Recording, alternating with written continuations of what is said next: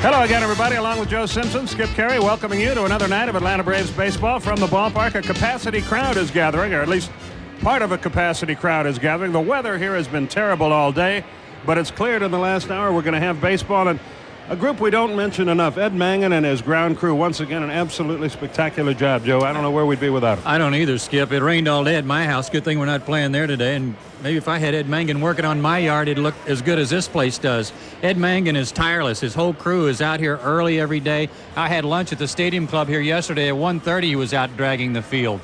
It's always in sensational shape. It takes a lot of water. And despite a lot of rain today, we're going to get this game off in time. Steve Avery takes the hill for the Braves tonight.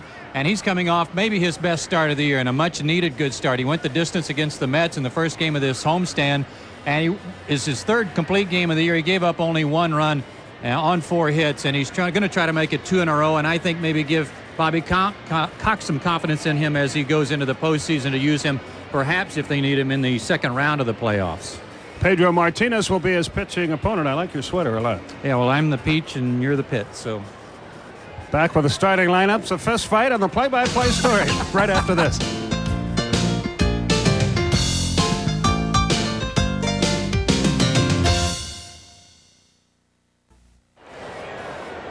A chilly, breezy night here at Atlanta Fulton County Stadium. Game 2 of the 3-game series between the Braves and the Expos in the final homestand of the year for the Atlanta Braves in the regular season. Here's the Pep Boys starting lineup for Felipe Alou tonight.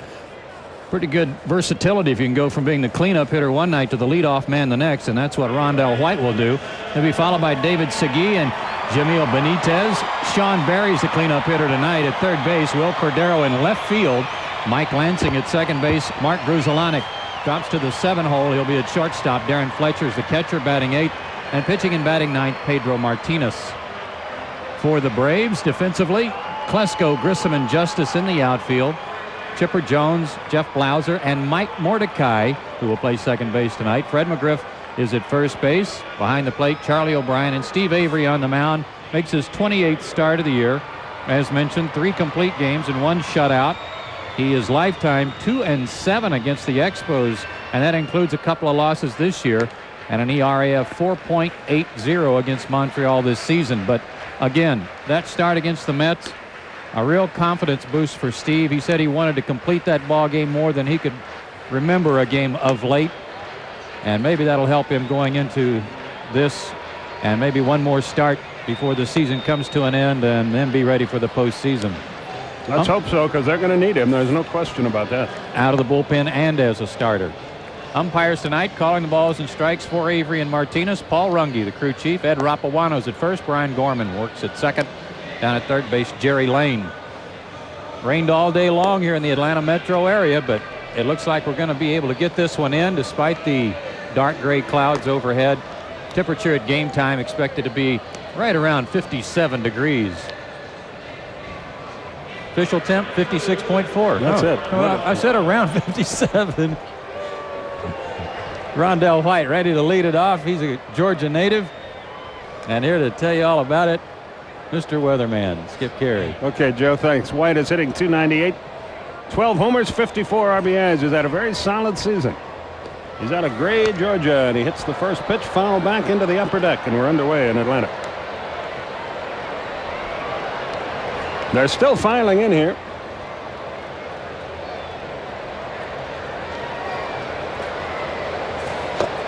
One and one the count.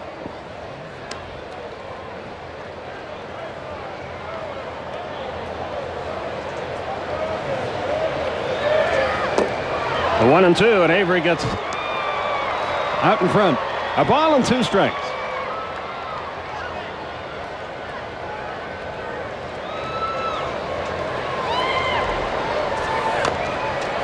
Fouled away. It's still 1-2.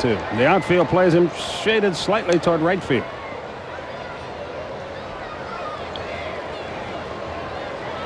Earlier today, the Giants crippled Colorado, beat them 2-0. Cubs beat the Pirates 8-5.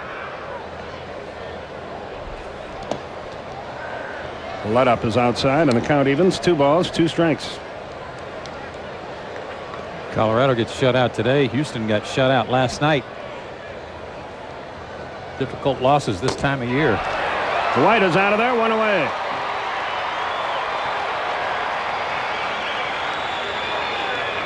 And David Segui, the batter. One of the things that worked very well for Avery in his last start was good live fastball and a breaking ball down and into right-handed hitters, something that he had not thrown too much during the course of the year. We'll watch to see if he mixes it in again tonight. Segui at 305 overall. He's better hitter on the road. He's at 316. He has tailed off a little bit lately. He was a red-hot hitter the last time we saw Montreal. He was their player of the month in July. That may be why he has moved up to the 2 spot instead of hitting third. Into short left field. On comes Ryan Klesko. He tries that slide again. That never seems to work out. Base hit.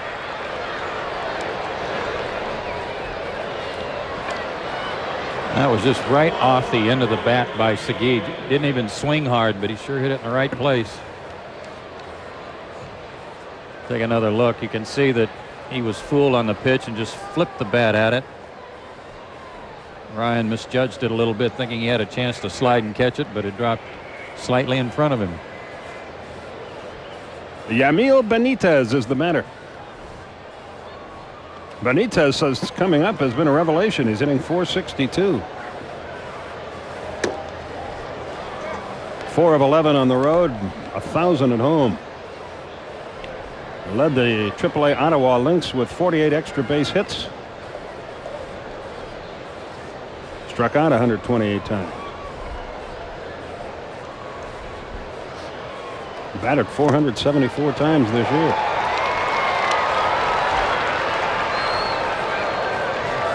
Runner at first, 1 down.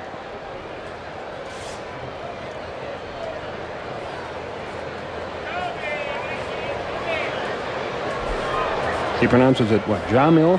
Jamil. Jamil. Even though it's spelled with a Y. Got me last night too.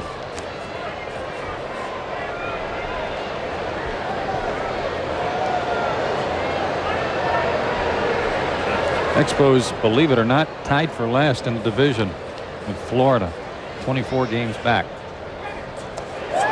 Got him.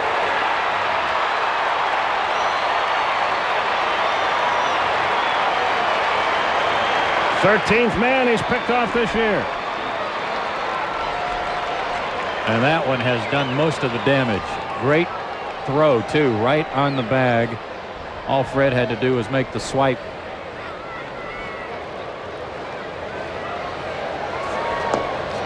Breaking ball is low. If he works on that slide step some more during spring training with that snap throw, he's going to be real tough to steal on next year. Benitez hit .259 in the minor leagues. Hits that ball pretty well, but not well enough. And the inning is over. 1 hit, no runs, no errors, nobody left. Bottom of the first, no score.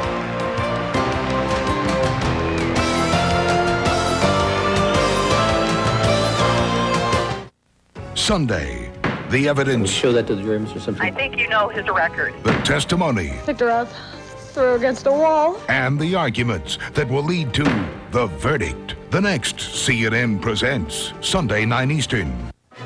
Newton's first law of inertia states that an object in motion will stay in motion unless acted on by a big bad force that slams the heck out of it. Watch WCW Monday Nitro every Monday night at 9 on TNT.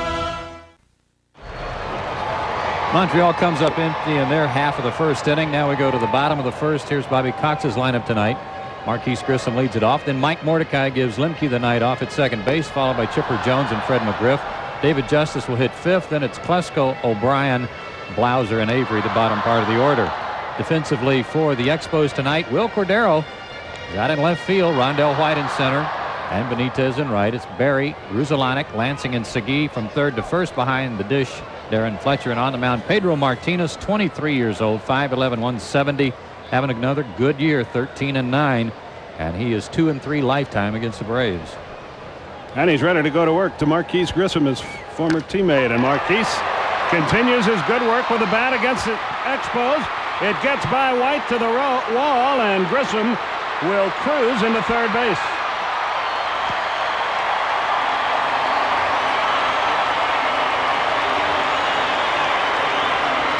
Boy, The Expos don't look so good in this series, do they? Well, they made 4 errors last night. High fastball. Marquise jumped on it. But watch this ball bounce. Look how high that ball came up, and on a wet field, you wouldn't expect it to come up that high, and it fooled White and got by him, and it'll be a triple all the way. Mike Mordecai gets a start at second base tonight, and bats second. He's hitting .313 for the year. Chipper Jones moves on deck. Chin music, 1 ball, no strikes. For Marquise's 3rd triple of the year.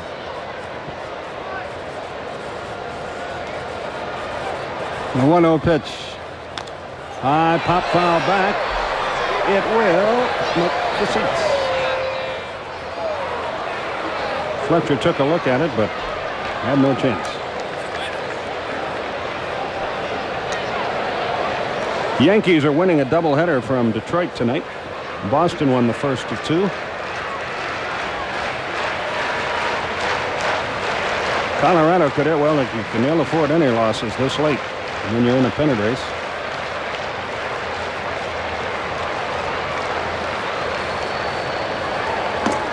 Low and away.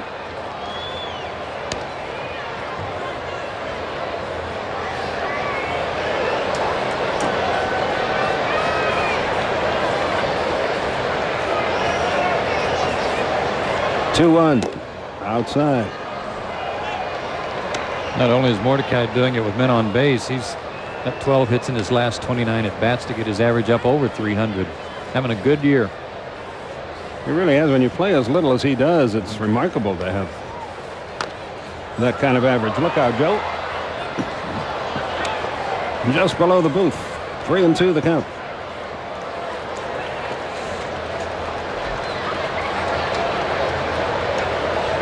Aren't they about to have another vote in Quebec about separating from the Union of Canada? Foul back again. Still 3-2. I have no idea. I'm having a hard time keeping up with the stadium votes. That's still, they're not going to know that till Monday out in Seattle, huh?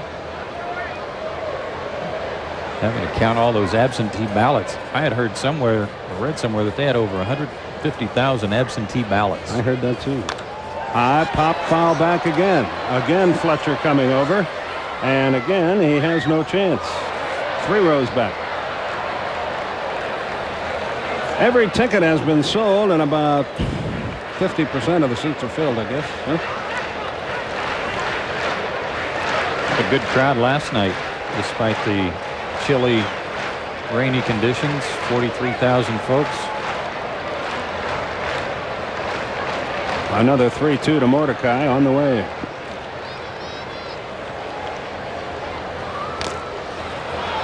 Just did stay alive. It's a pretty good at bat when you consider that Mordecai has not faced Pedro Martinez before, and he is so tough on the righties. Hard to stay in there. A good slider, fastball, slider, and change. There's 3 pitches. Ripped foul. He hung a breaking ball there. Still 3-2. One stat on Martinez that a lot of people took exception to early in the year was the number of batters he hit. He has plunked 9 this year, but Mark Leiter in San Francisco actually leads the league in that category. He walked him, 2 on, nobody out.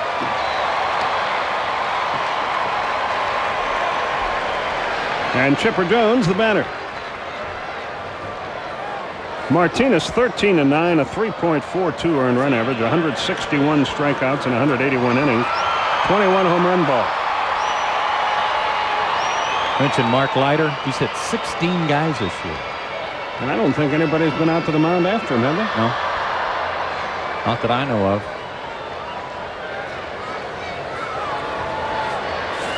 And they're on the corners. Nobody is out. He pulled the string. Chipper out in front, 0-1.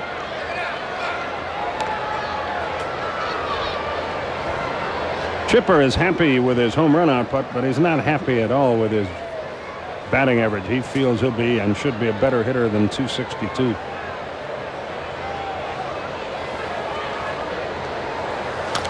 Swings, chases a bad ball, pops it into short center. Grissom tagging. White with the catch. I don't think he'll test him. He does not. The throw is cut off, but there's nobody at first base. So Chipper can't get the runs home, and Fred will try. Fred McGriff hitting .278, 26 homers, 90 runs batted in. Willie McGee just made an error that allowed Alex Gonzalez, Sean Green, and Ed Sprague to score. And Toronto and Boston are 4-4 in the top of the fifth in their second game of their doubleheader. Roger Clemens won the first game 5-0. Sounds like he's getting tuned up for the postseason too. And that will really improve Boston's chances. They're an amazing team. I mean, nobody thought they had a chance to win over there. Well, everybody talked about New York and Toronto at the beginning of the year, and Baltimore.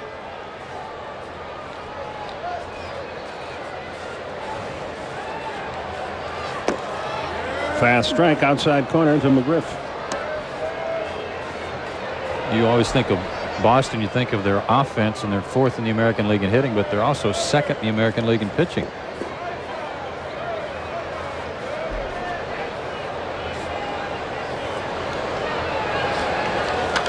Fastball swung late and foul.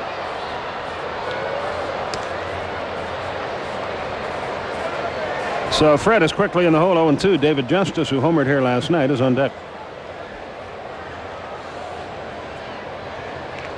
Braves lead by 20 games coming in here.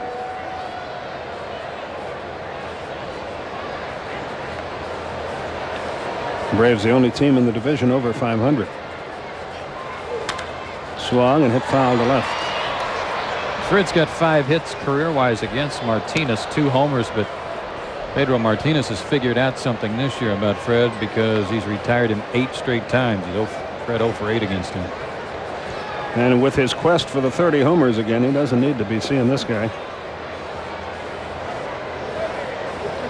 The days are dwindling down for Fred. Close over there, but he's back.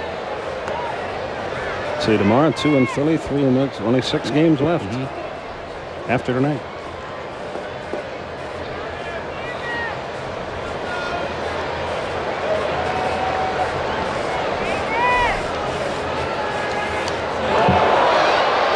Number 10, didn't it? Get him? Yeah, I guess it did, yep. So the bases are loaded with 1 out. You know he wasn't throwing at him there. Not when he was ahead in the count. I got him on the back of the right arm. Not that far inside. Fred was making sure he stayed over the plate. The ball just rode up and in on him. That hurts on the back of the arm on a chilly night like tonight.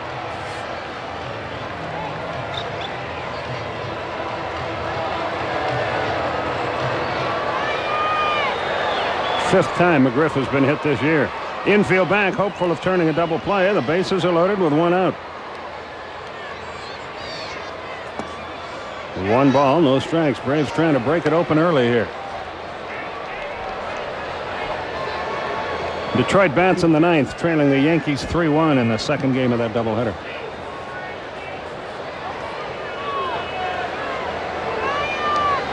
Martinez off the wind, as you see. McGriff a huge lead at first.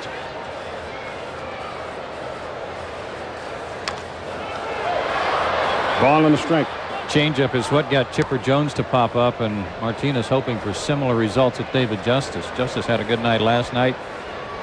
Flared a double to left and then came back later and hit a long home run to right.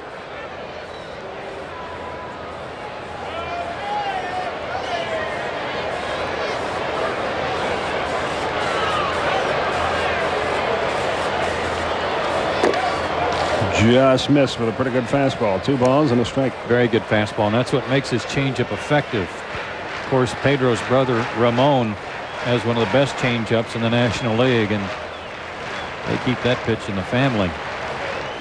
Very effective for both of them. Bases loaded, 1 out. 3 balls and a strike. A walk means a run. Klesko is next.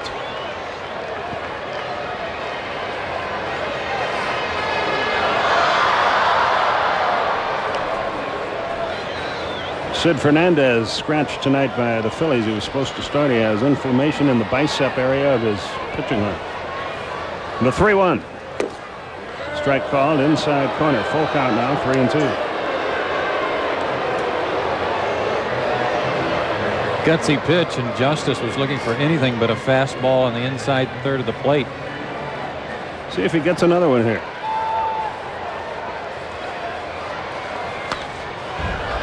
Fouled it away. It looked like another fastball, but away that time. Yeah, a little bit up. David couldn't get on top of it.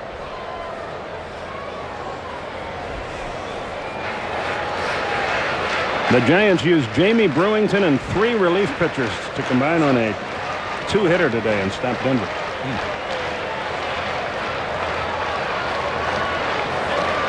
Payoff pitch. He walked him. A run is in. Grissom scores. Mordecai to third. McGriff to second. Justice to first with his 78th run batted in.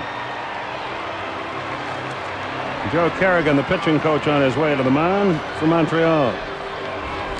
You mentioned that Colorado Giant game. The Rockies with only 2 hits. They had a game at home the other day where they only got 1 hit, I believe, against the Marlins. Pat Rapp. That's right. Yeah. So it's 1-0 Atlanta, and a base hit here, and Avery's got a pretty good deal going. Activity may be about to commence in the bullpen for the Expo. Gil Heredia goes trotting down there. He's going to start warming up, a right hand. They've been struggling so much. It's not good for them to fall behind this month. Had a hard time fighting from early deficits. Plesko, funny swing and an off-speed pitch, 0-1. Bases loaded, 1 out. You see Ryan's numbers on the year.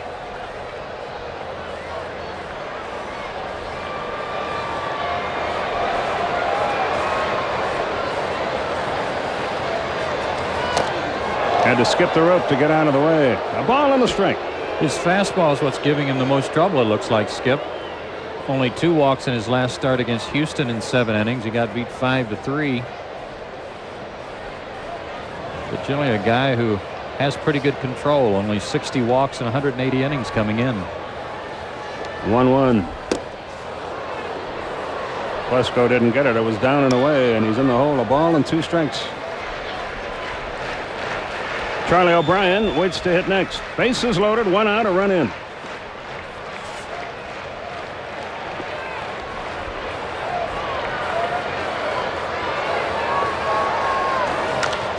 High pop down the left side into foul territory, and nobody can get there.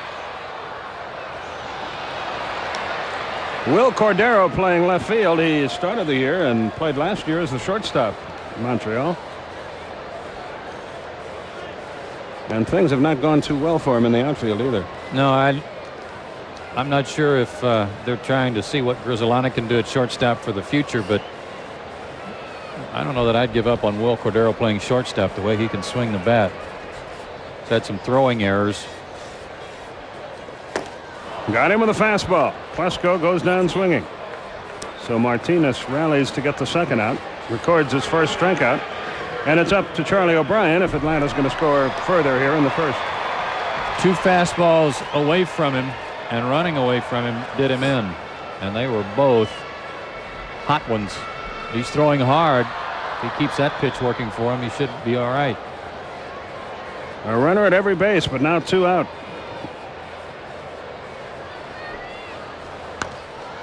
Well, he got away with a pitch there right up in his eyes, but Charlie could only foul it away. 0-1.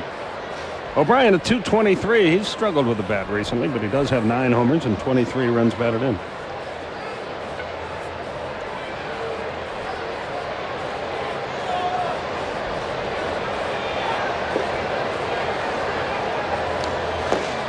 Curveball way outside, evens it up. I mentioned earlier that the fastball can give right-handers fits. Lefties are actually hitting less against him, only .215 on the year. And it's because he can run the fastball away from them and throw the changeup more often to the lefties than to right-handers. The 1-1. Upstairs, 2-1. Blauser on deck. A raw wind blowing at the ballpark in Atlanta tonight.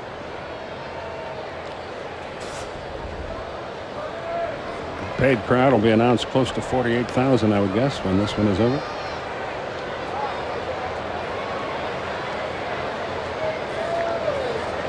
Two-one pitch. At the knees, outside corner, evens it up. Surprisingly, Benitez is shading O'Brien toward the line in right field. He never hits the ball over there. No, I don't remember a time all year he's hit one that way on without it going off the end of the bat. Pop foul back and out of play.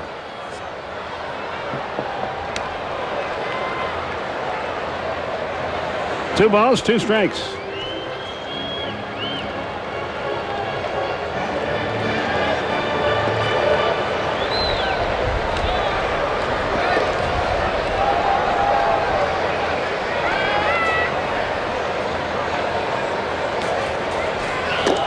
Threw it right by him, and the inning is over. And give Martinez some credit. That was a pretty good comeback. He could have been knocked right out of this game, but he rallied and got out of it with only a run on one hit. No errors charged, 3 left at the end of an inning. Atlanta 1, Montreal nothing.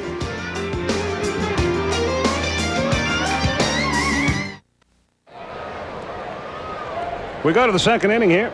Sean Berry will lead it off. He's prepared. I thought that was Charlie O'Brien. I thought it was for a minute. I thought it was Paul Rung, but it was a little too animated. Berry at 318. He's had a fine year, and he takes a strike from Steve Avery. Joe Simpson, Skip Caray with you. 1-0 the score. Final game of the series tomorrow. We'll have it for you at 1:05. Ken Merker against Tavo Alvarez.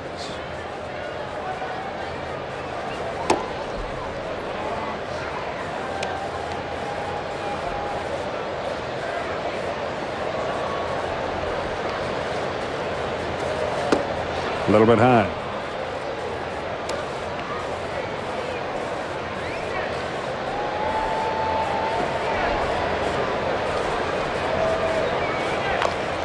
Little tapper to the mound. That'll be easy.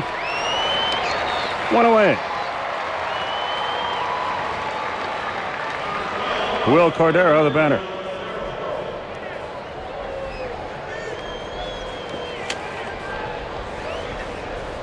Cordero hitting .280, 7 homers, 43 RBIs. He's stolen 9 bases.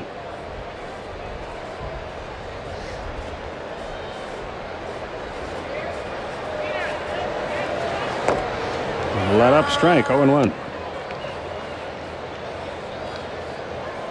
Mike Lansing on deck for Montreal. Steve Deals fouled it to the screen. 0-2 the count. His offense has not picked up much since they moved him back to the outfield, or out to the outfield, I should say. In keeping with that, he's also had trouble hitting a long ball. His last home run came against Greg Maddux early in August in Montreal. Good breaking ball gets him there. Second strikeout for Steve, who has started very, very well again. And here's Mike Lansing. Lansing up to .257, 8 homers, 57 RBIs. He got hurt in the middle of the year and maybe came back too soon, and it cost him some points on the average, but he's swinging the bat better again now. Mark Grisselonic is on deck.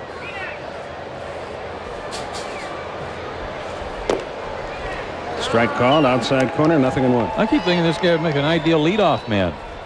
He'll steal bases for you. Pretty good on-base percentage, good eye. But he's driven in 57 runs, and Felipe Alou obviously likes him batting a little lower in the lineup for his production. 62 strikeouts and 440 at-bats. That's not bad. One hopper to third. Chipper's got it, and the inning is history. Avery gets him 1-2-3 in the second. We move to the bottom half of the second frame. 1-0 Atlanta.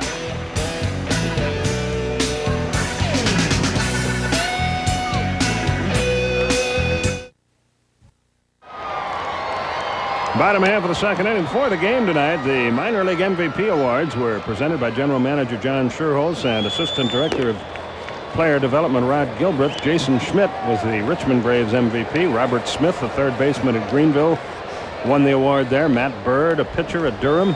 Andrew Jones, who's going to be a good one at Macon. He's an outfielder. Joe Trippi at Eugene. Winston Abreu in Danville. Odalys Perez at Gulf Coast, and the Braves Organizational Player of the Year, Andrew Jones. He drove in 100 runs, Class A ball. Jeff Blauser leads it off, takes a strike. Stole 50 bases, too. And also Baseball America's minor league player of the year for all of baseball. Out in front. Jeff, 102 strikeouts in 410 at-bats. Tough year, 215. I bet he'll be glad for the playoffs to start. I think so. To start over. I think he's working real hard to get ready for that. High fly ball left field, pretty well hit. Back goes Cordero. He's got room. Now comes back in and makes the catch. He covered a lot more ground than he had to on that out. One down. Wynn's holding the ball up a little bit. That ball that Jones hit also came back some in the first inning, but Martinez got away with another high fastball. Now Kent Merker would say with the wind blowing in, it should push the ball out to the fence because of the circulation effect. Not on Blauser's ball anyway. 0-1 the count. Well, it's probably because it's cold. They got those tunnel doors shut. Maybe. Steve quickly in the hole, 0-2. He's hitting .224, a couple of homers, 4 runs driven in. That's going to reach the seats.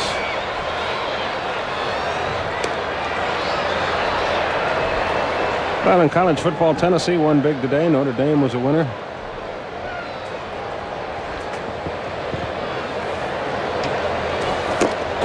Avery strikes out, third strikeout for Martinez.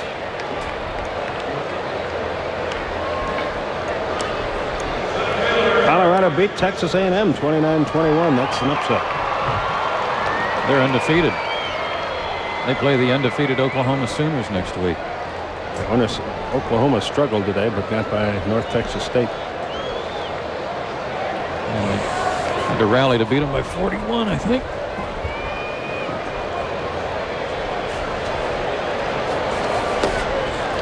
Pacific covered, but Nebraska won 49-7.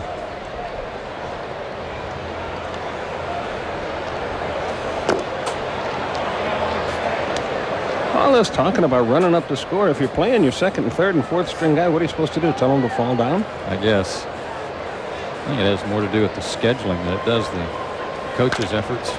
Sharply hit, but right at the shortstop. Grissom is out, and the inning is quickly over. 1-2-3, nothing doing at the end of 2. 1-0 Atlanta. We'll be back.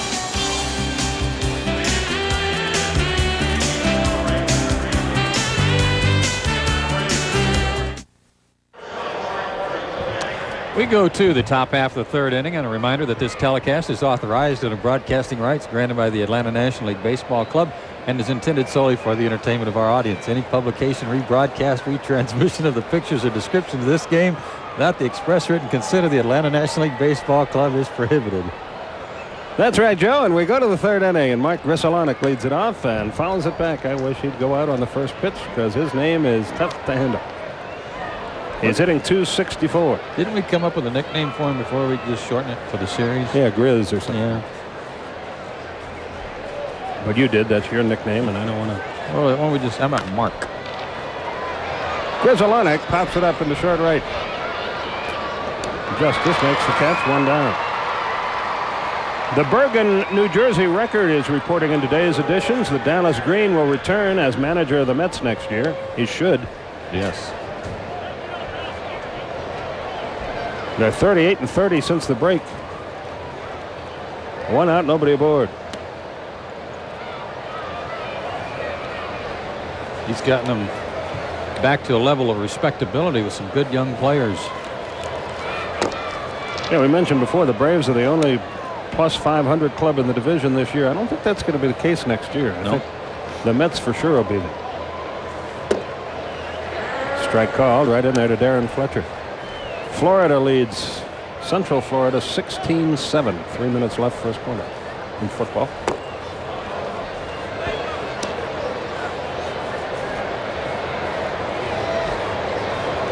Florida State, rather. I think I said Florida. Excuse me. Breaking ball in there again. 2-2.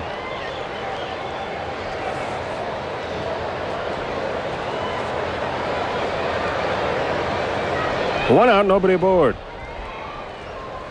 Avery started his motion, now stops. Fastball over the outside corner. Fletcher knew it. 2 down. Third strikeout for Avery. Boy, We're seeing blistered that, didn't he? pretty good smoke from both these guys. Target on the outside corner. Pitch delivered close enough for Paul Runge to ring him up. Paul sets up on the inside shoulder of Charlie O'Brien, and point is that Steve Avery's got a lot more life on his fastball over the last 2 starts than he had in the middle part of the season.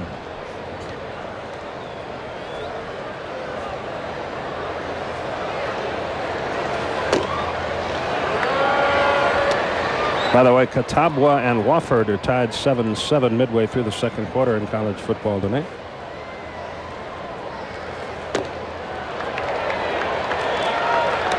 Martinez 117 coming in. Doesn't seem possible that they're doing this again already. But Washington and Ottawa are 0-0 in a National Hockey League exhibition game. First period. Those guys never get to take their skates off. That's the way it seems. 1-2 the count. O'Brien to the mound for a word with Avery.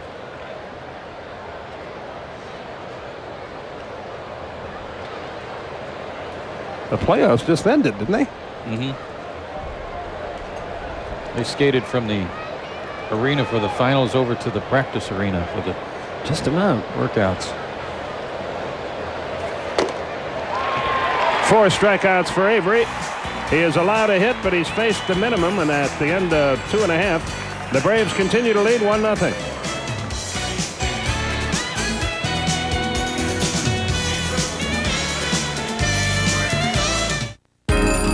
Good morning. Wake up! Wake up! Coffee? Wake up and watch the movie. This is your TBS Sunday morning wake-up call. Yeah. Morning, baby. Wake up and turn on to Tom Cruise. Easy enough. In a dream world shattered. Be careful. He's the one hope to conquer a nightmare of evil. Legend. We can destroy him. Sunday morning movie, Legend. This Sunday at 10:35 Eastern. Wake up to TBS. We go to the bottom half of the third inning. Mike Mordecai will lead it off.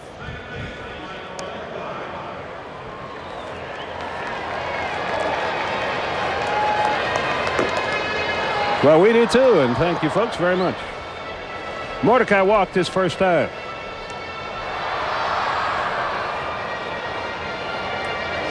Mordecai, Jones, and McGriff here in the third.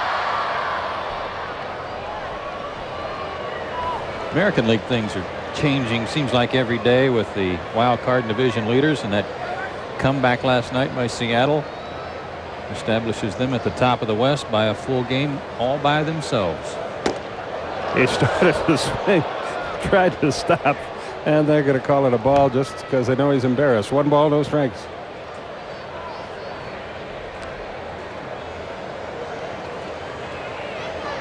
I'd like to hit it just to keep it from hitting me. That's in there. The count evens at 1-1.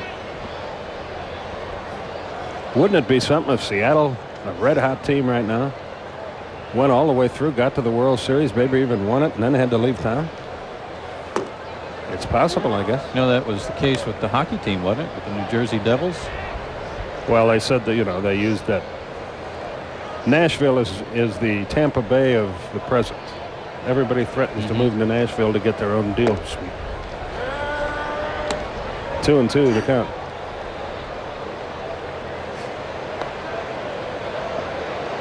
Nobody on, nobody out here, bottom of the third. Line, but right at the second baseman. Lansing puts it away, 1 down. Seattle trailed Oakland last night 6-0. Came back to win that contest and take their lead over California. Angels have lost 8 in a row. And New York still playing in game 2 of their doubleheader. Did they win? They won the game, yeah. So that gives them a 1-game lead in the wild card. 3-1 was the final.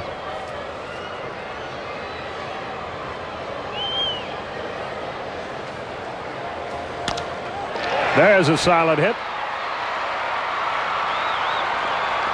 Chipper is aboard with 1 out for Fred McGriff.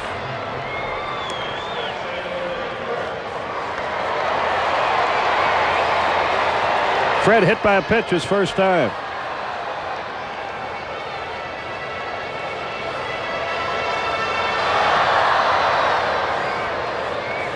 Runner at first, one down.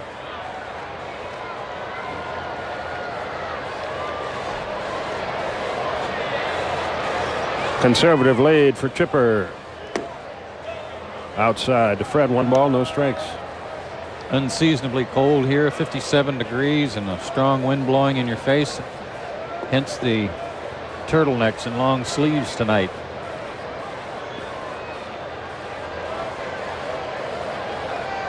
The 1-0. Let up, popped up. Lansing calls for it and makes the play for the second out. And it's all up to David Justice. Yeah, it's cold enough that most people had the foresight to bring jackets to the game, right? And then there's Joe. Hey, when you've got a real nice peach-colored TBS sweater like I have on, I guess you decided, well, you want to be just like me, huh? That's all right, Alice. Here's Justice.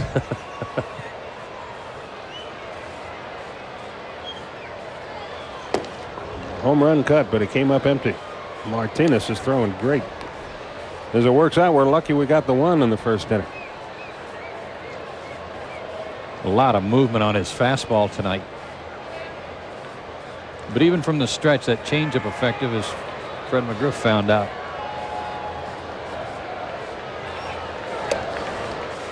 Seriously, Joe and I were both wearing the same color TBS sweater. It's sort of a peach thing. The guy came up to me and asked me, he was dead serious. He said, "Are those the Time Warner colors?" I don't think so. The 0-1 pitch.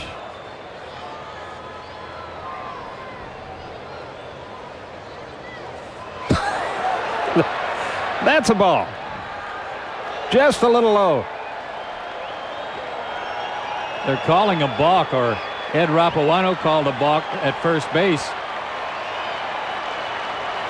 I don't know if that's a balk, is it? Pitch has got across the plate. That one was just a little short. Why should it have to cross the plate? That's called really pulling the string on a guy. That's all. It was a good changeup.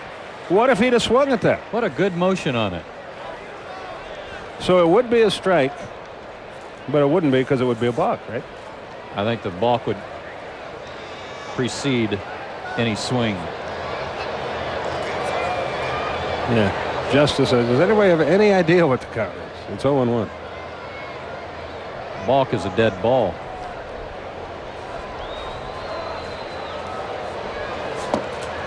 Oh, 0-2 the count.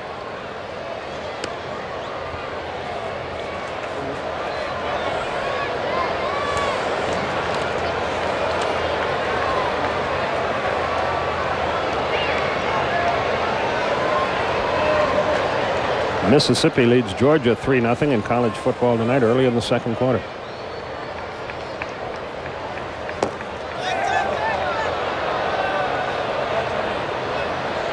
Florida 3-1 top of the third over the Mets. And a strikeout and the inning is over. So Justice is out on strikes and the inning comes to a close. 1 hit, no runs, no errors, 1 balk, and 1 left. At the end of 3, your score. 1-0 Atlanta.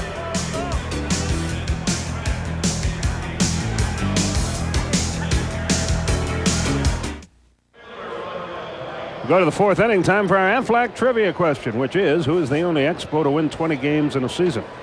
We'll give the answer in a half inning. Here with the play-by-play story, Joe Simpson. All right, Skip, thanks.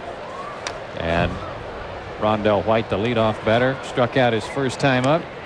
Fouls that one back. He had a good night last night, batting in the cleanup spot. 2 hits and 4 trips, drove in a run. Hit a good pitch down and away from him and pulled it in the hole for a base hit. Second hit of the ball game for the Expos. Avery had retired 7 in a row. Here's the pitch Joe's talking about. Yeah, you'll take that pitch down and away every time. Good hitters sometimes hit good pitches. He raked that one. David Segui had the other hit. It came in the first inning, a little bloop off the end of the bat that dropped in front of Klesko in left field, but then he was picked off. Another snap throw, and maybe a good throw, gets White.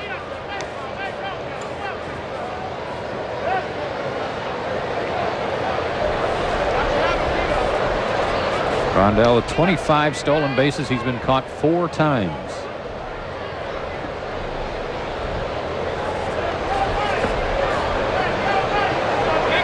There's that quick throw, just missed.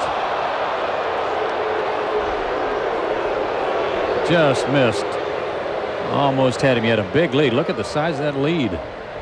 And he didn't get much of a first step going back, but Fred's glove did hit the ground first before it got to the runner. A good call by Ed Rapuano.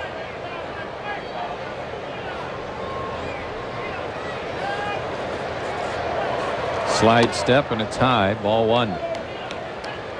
Some disturbing news if you're a Reds fan. Cincinnati second baseman Brett Boone left the game in the top of the 3rd inning tonight with a bruised left elbow after he was hit by a pitch from Jeff Juden.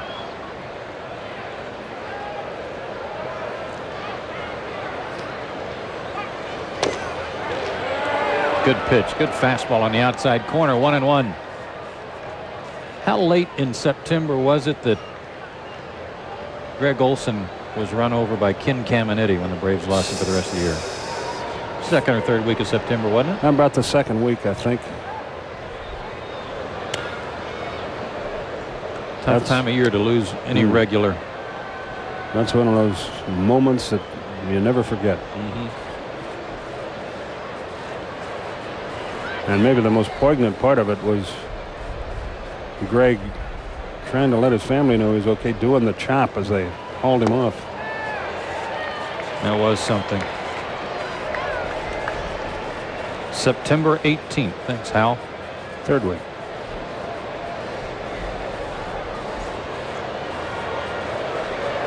A ball and 2 strikes to David Segui. White again with a huge lead.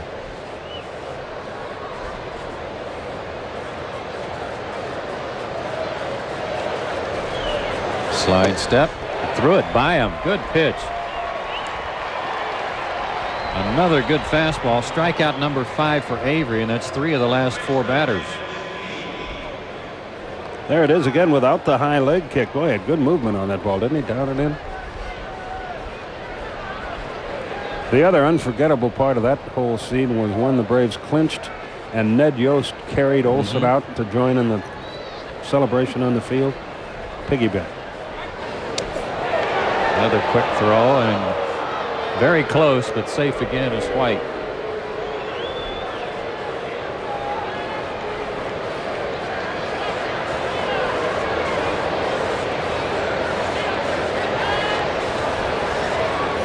Braves on top 1-0 here in the 4th. Change up and a beauty. 0-1 to Jamil Benitez. That's what's weird about that good pickoff move. Having allowed so many stolen bases, but he's gotten away from that high leg kick at least on a consistent basis. Mixes it up with the slide step just to throw the base runners off.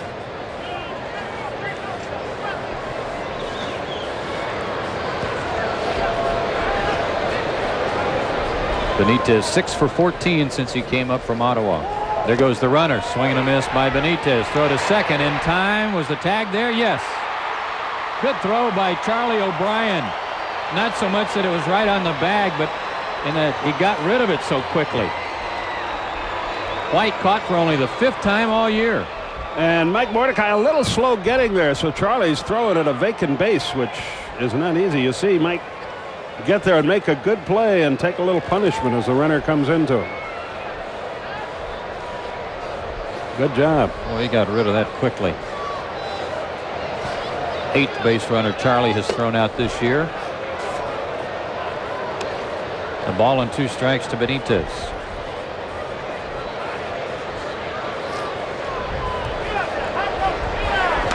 Breaking ball hit off the end of the bat a little bit, right to Marquise Grissom in his tracks. And thanks to the throw out at second base, Avery has another 1-2-3 inning. We go to the bottom of the fourth. For the Braves, it'll be Klesko, O'Brien, and Blauser, and Atlanta on top 1-0.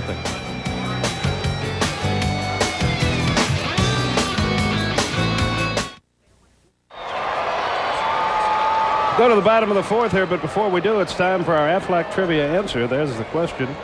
My guess was Steve Rogers. I'm wrong. Ross Grimsley. I'll be darned. I would have guessed Charlie Lee. Well, Stumpy strikes again. How going to the old stump master.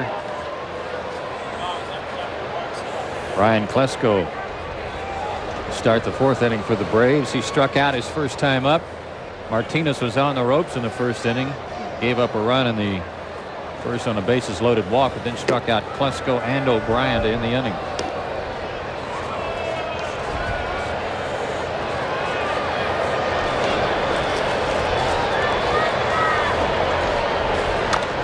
Fastball fought off. It's 0-2. Ryan at .311. 21 homers. 7 of those home runs have come in his last 18 games.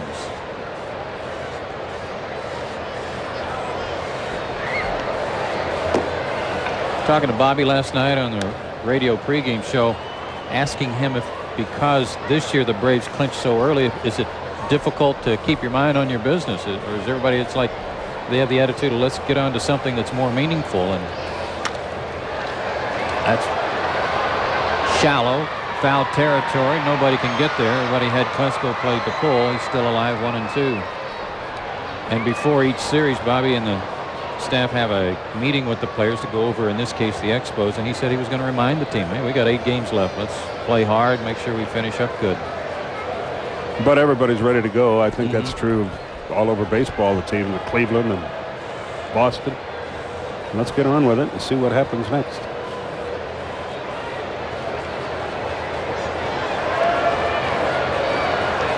Fastball struck him out, moving away from him his first time up. They go out that way again, and he picks one up right off the dirt. He'll hold it first with a single, but did you see where that pitch was? How did he reach it? I don't have any idea. And fading away at that, a little cue shot. Huh. But he'll take it. Third hit for the Braves. And a good start here in the fourth inning. O'Brien struck out to end the first.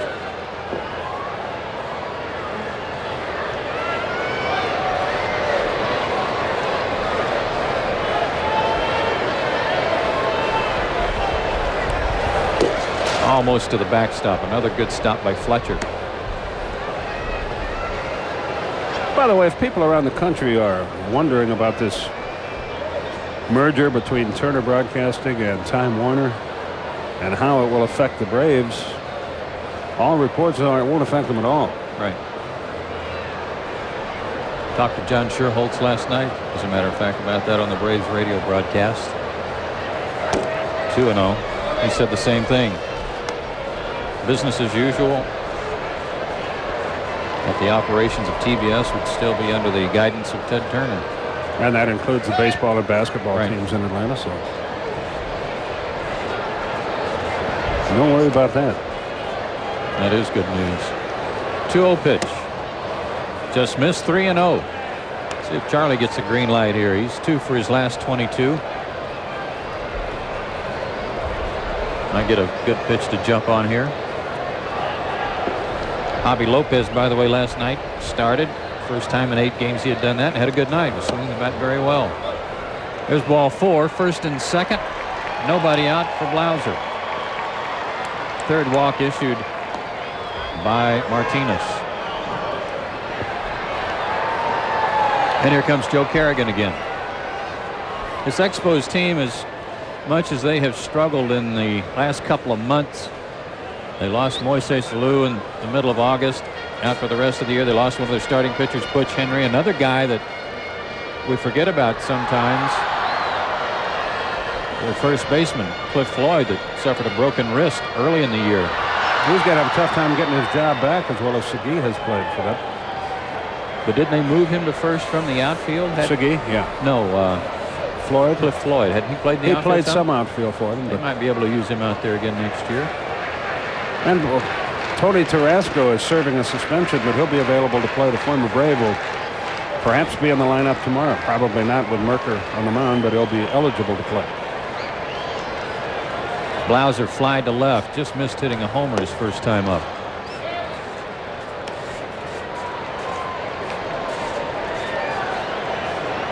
And again, Martinez falls behind in the count, 1-0.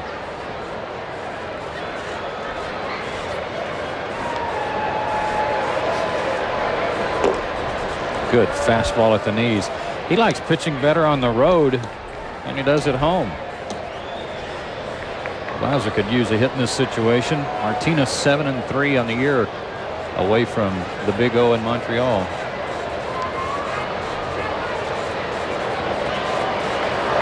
Changeup.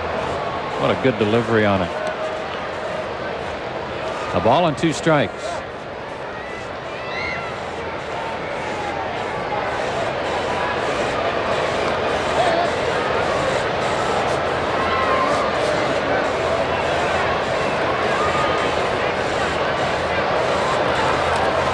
Breaking ball, caught the corner. No argument from Blauser, and that's strikeout number 5 for Martinez. And Steve Avery with a chance to help himself. Here's another look at it. 103rd strikeout for Jeff this year. Good pitch. It might have been the straight changeup. Avery struck out his first time up, but has been a threat most of the year. You can see his average at 220. In addition to his 2 homers, he's got a double and a triple. Squares around a bunt, though, and bunts through it, and now they got Klesko hung up. Bad throw to second. Relay to third in time. Steve bunted right through the pitch, and Ryan got hung out to dry. Pickoff goes 2-6-5.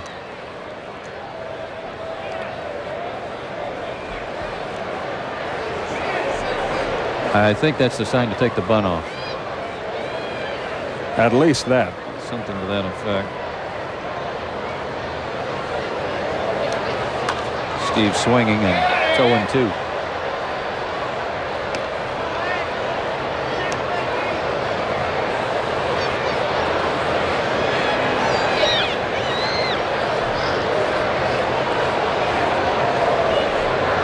O'Brien at first. Popped him up right above the plate. Fletcher's there and has it. The inning comes to an end. Braves got their first 2 guys on, but can't do anything about it. They strand one. We go to the 5th. Still 1-0 Braves.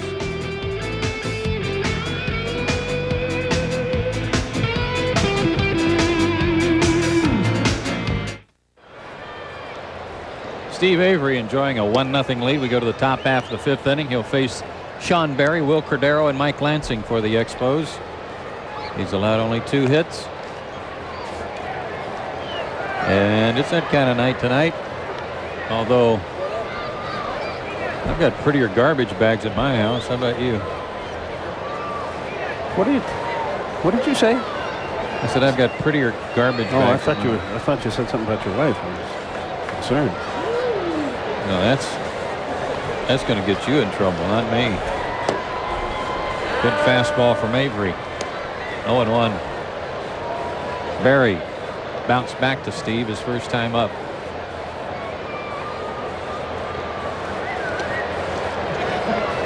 One and one. Braves are 8-3 against the Expos this year. They'll win the season series. That hasn't happened too often of late. And a second time in the last 8 or 9 years.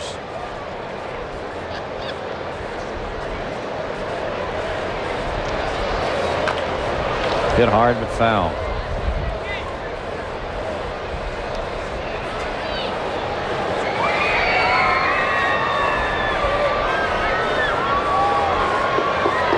Who'd Missouri play today? Don't know, buddy. God. Well, let me see. We got the top 25 here. Well, they won't be in there. Well, they might have played him. Got him. Barry thought he checked his swing, but Paul Runge rings him up on the pitch, and Avery has his 6th strikeout. He fanned to 8 in his last start against the Mets. Well, you be the judge. Strike anyway. Yeah. Boy, is that a good fastball. You can see how late Barry was on it. Cordero struck out his first time up, but hits the first pitch deep to left. Back goes Klesko, and that ball is out of here. We've got a tie game on a pitch that Cordero had to reach out and try to bring back to the left side, and he did just that. That's his first homer since early August against Greg Maddux. And it was the same kind of swing, wasn't it? Yeah. Against Maddux. Yeah. Same kind of result. Pulled down the line. His 8th homer of the year, a 1-1 tie. Watch him go out and get this ball. Again, you can't fault the pitch. You just give the guy some credit. First homer since August 4th off of Maddux. And it's his 44th RBI. We start all over. Lansing grounded to third his first time up.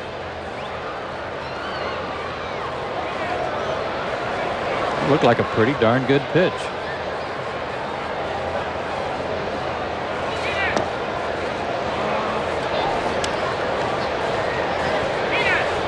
Cordero gives you so much, or has the ability to give you so much offense. That's why I think he's such a valuable commodity at shortstop. Everybody talks about his throwing problems, but I think that's something that coaches could iron out. Maybe it's in his footwork and not so much in his delivery. Down the line, long run for Justice, still going into the bullpen, makes the catch. Nice job. That's not an easy play when you know the bullpen mound is creeping up on you.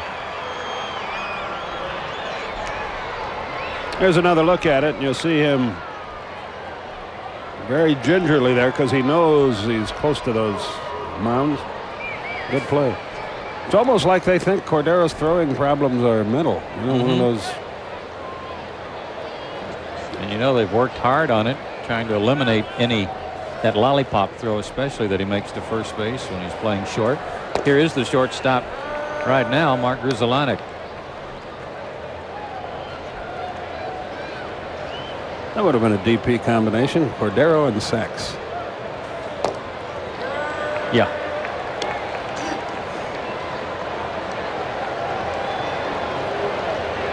Oh, and 2 to Grudzielanek. He led the Eastern League in hitting last year at Harrisburg. But goes down on strikes there, and Avery rallies. He allows only the home run, but we've played 4.5. Pete and Don come your way. It's a 1-1 tie.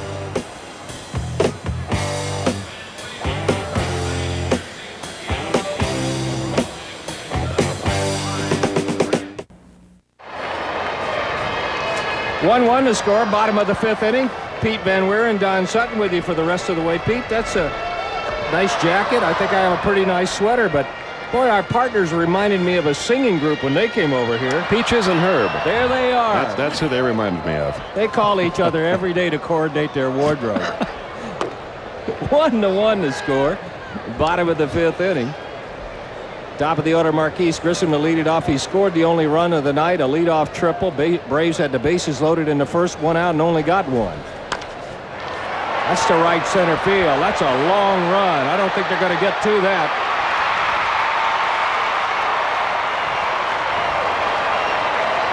Good start for the Braves here in the 5th inning. It's a leadoff double for Marquise Grissom, and he continues to wear out his old teammates. What's it up to now, Pete? Well, he was hitting .548 against them coming into this series for the season. He's gone 2 for 3 tonight. That gives him 25 hits in 45 at-bats. .556 against Montreal. Is there any way we can schedule him more as hot as he is? He's going to get the rest of the night off. Marquise Grissom 2 out of 3, a triple, a double, and Bobby Cox doing what we have seen him do for the last week or so. Mike Devereaux is going to come on the pinch run.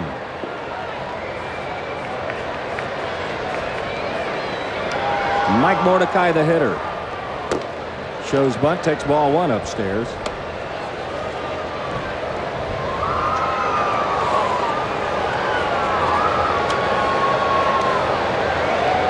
One thing you cannot say if you're a part of the Braves bench is that you won't get a chance to swing the bat here in September. Good bunt. Segita Lansing, sacrifice works. Go ahead run 90 feet away. Credit Mordecai with the sacrifice.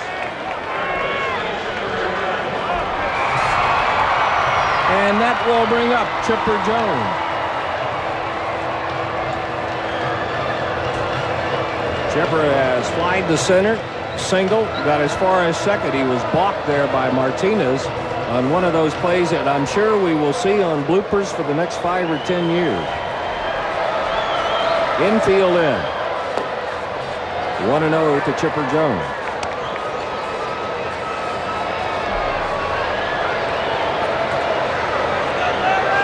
They may want him to work from the stretch with Devereaux at third. We have seen him work from the windup with runners with the bases loaded and a runner at third before, and that's what they're going to do.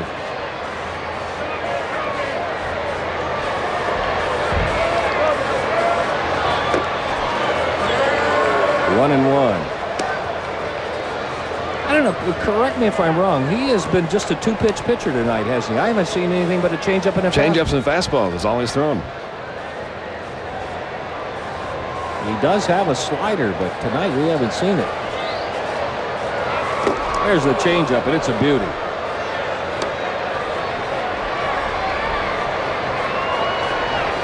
I think each of the Martinez kids, for their 6th birthday, each got a changeup. And they all came to the big leagues with good ones. Looks like Chipper Jones is going to see it again, too. And another good one. 1-2 the count. Oh, I'm sorry, that's a strikeout. My mistake. Strikeout number 6 for Martinez. And it came in another great changeup. The arm speed, same as the fastball. Chipper Jones way out in front. 2 gone for Fred McGriff. Fred was hit by a pitch and he popped to second, and we saw a little something out of Fred on that pop to second. That's lined to the left field corner. McGriff headed for second base. He better hurry. And just makes it. A 2-out RBI double for McGriff, and the Braves lead it 2-1. That gets him his 91st RBI of the year. Took a pitch that was down and away and just drove it down the line, and I think he was a little surprised by Cordero's arm here. Cordero played that ball very well for a guy who hasn't played much left field and made a pretty good throw. He just does get into second base. So McGriff stands at second with 2 gone. David Justice the hitter. Justice a walk and a strikeout. How many times have we seen that all year long? Some 2-out magic from the Braves hitter. Little looper, shallow center. Vizolanic's going to be there, and that'll take care of the Braves here in the 5th inning. But they do get a run on a pair of doubles, and as we head to the 6th inning, it's the Braves 2, the Expos 1.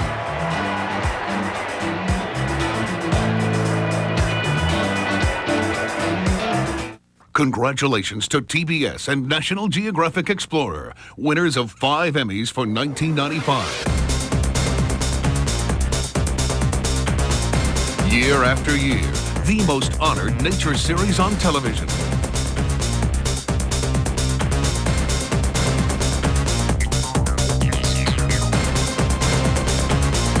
National Geographic Explorer, every Sunday night at 9 Eastern, only on TBS. As we go to the 6th inning, here's tonight's Budweiser game summary. Steve Avery pitching another good one. Second game in a row, he's pitched well. David Justice, 1 RBI and a bases loaded walk. Fred McGriff, the other one, on a 2-out run scoring double. Devereaux's going to stay in and play center field. Remember, he came on the pinch run for Grissom. Darren Fletcher to lead it off for the Expos in the 6th inning. First pitch swinging, little looper. Long run for Chipper Jones, and he can't come up with it. Good try. Isn't he amazing? I don't care what happens. He always comes up with a smile on his face. Good effort by Chipper Jones, and you're right.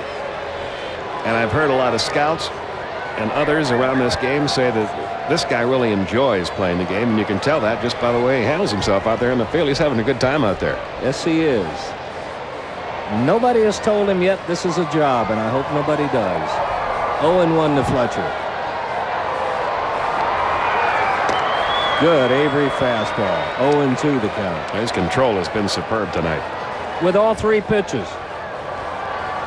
Gil Heredia starts to throw down in the Expo bullpen. He's already been up once. Curveball is wide. 1 ball, 2 strikes.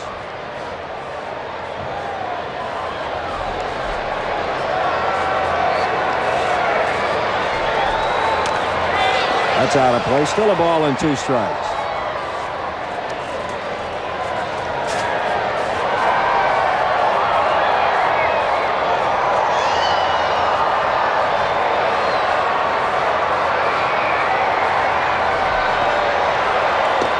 Close. The no call. It's 2-2. Braves got a run in the first. Expos got one in the top of the 5th. The Braves answered with one of their own. On the ground, McGriff is there. He'll feed Avery. 1 out here in the 6th inning. And let's see if they send up a pinch hitter. Nope.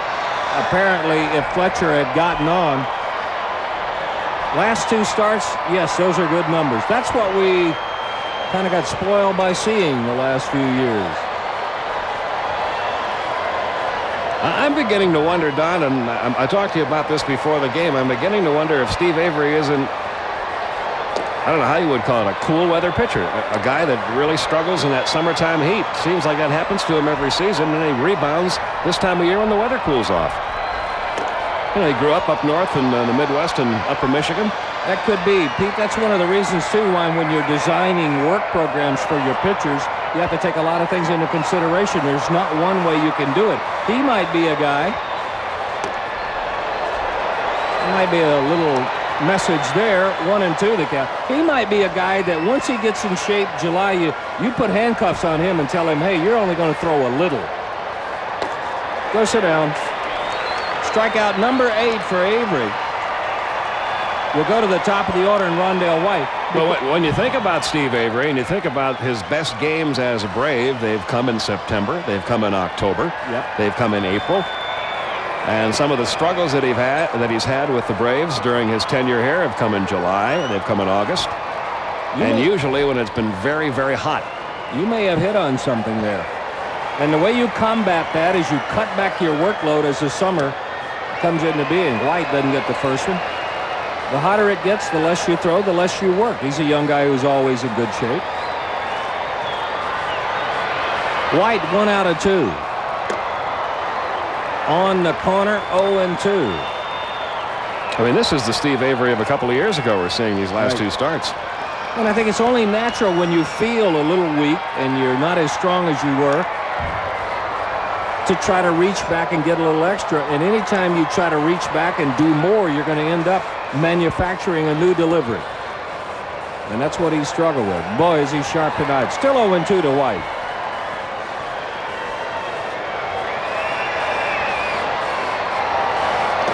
Good curveball and a good spot for a 2-strike curveball.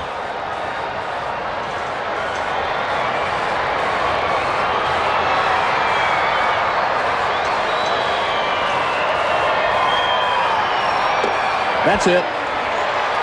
9 strikeouts, including 2 in this inning. Avery has set down 5 in a row.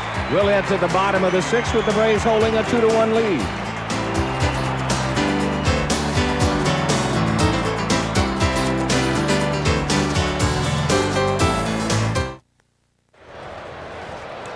Welcome to the downhill slalom.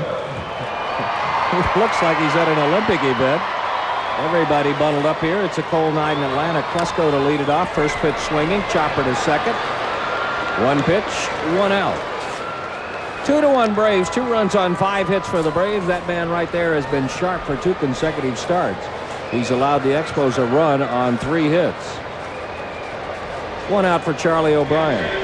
One of the neat things about working here for me is to come back to an area that I grew up in and Tonight, one of the areas, the area I grew up in, Pike County, Alabama. There's a large group of folks here from Richland Baptist Church, and glad they made it over. Hope they're enjoying the ball game. A lot of good friends come over from Alabama all the time. There's a strike to O'Brien. Charlie has struck out swinging, and he's drawn a walk. 6 strikeouts and 3 walks for Martinez. There's the first breaking ball of the night. 1-1.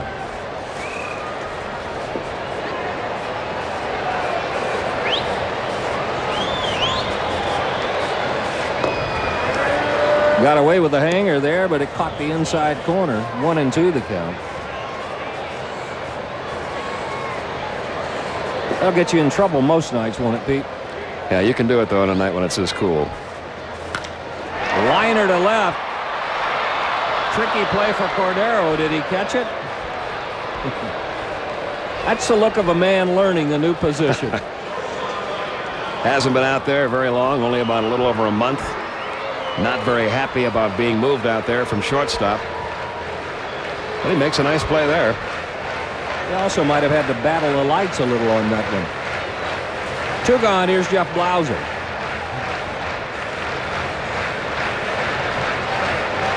The Yankees won game 1 of that doubleheader over Detroit, and they have won game 2. And now they're a game up on the California Angels in the wild card battle in the American League. And look at California again tonight. Yay, wow. Merry Christmas. They have lost 8 out of their last 10. They are in a free fall.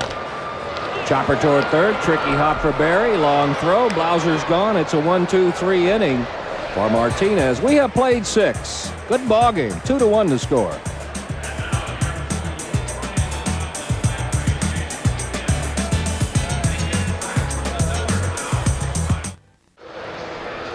Two to 1 our score here. We want to remind you that tomorrow the NFL on TNT is back. Join Vern Lundquist and the botanical barrister of Bel Air, Pat Hayden, as the Green Bay Packers take on the Jacksonville Jaguars at 8 o'clock. The NFL on TNT tomorrow night. Don't miss it. To the 7th, here's Pete.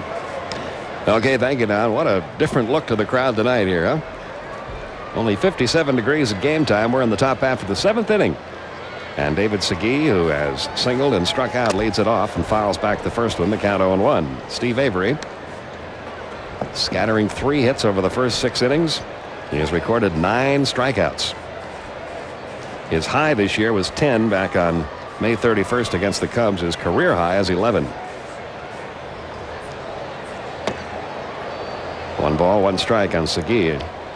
And when he's coming inside tonight, Pete, just like he did his last outing, he's not having to muscle up. He's not losing velocity to spot it. He's just thinking it and throwing it, and he's getting it there. 1-1 on Segui.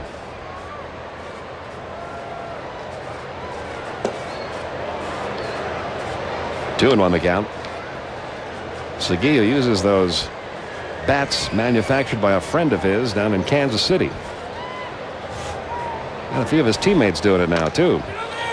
Grounds 1 to first. Fred McGriff runs to the bag in time. 1 away. You have to get those approved by the league and the rules committee, don't you? Yeah, they were approved. And I guess the best advertisement to sell your teammates on it is hit 308. That'll do it. It's not like you can go to your garage and start grinding you out some of your own. They do have to be approved. There's the score I was looking for. Cornell 28, Holy Cross 19. First win of the year for the Big Red. It won't be their last. First pitch to Benitez, bounces up there, ball 1. What's that cheer I love so much? Repel them, make them relinquish the ball. That's it. Other schools say hold that line. Ivy League, you got to be a little more esoteric. Here's the 1-0 pitch. In the air down the right field line. David Justice crossing into foul territory, but he will not have a play on this one. 1 ball, 1 strike. There's another one I like too. It's when you're getting beat, they'll say, like a major school will be beating up on one of them, and that's all right, that's okay, you're going to work for us someday. That's right. 1-1 the count on Yamil Benitez. Here's the 1-1 delivery. Just a little bit outside. 2-1 the count now. We're in the top half of inning 7. Braves leading it 2-1. Notice tonight when Steve Avery is missing, he's missing by a matter of inches. 2-2.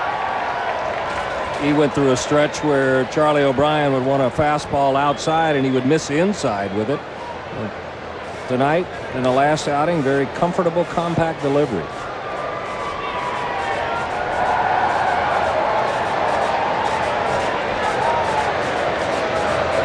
Now the 2-2 on the way to Benitez. Fouls it back, stays alive 2-2. I'll tell you one thing, there couldn't pick a better time in the year if you're having an off season to pick it up and find that gear again than Steve Avery has.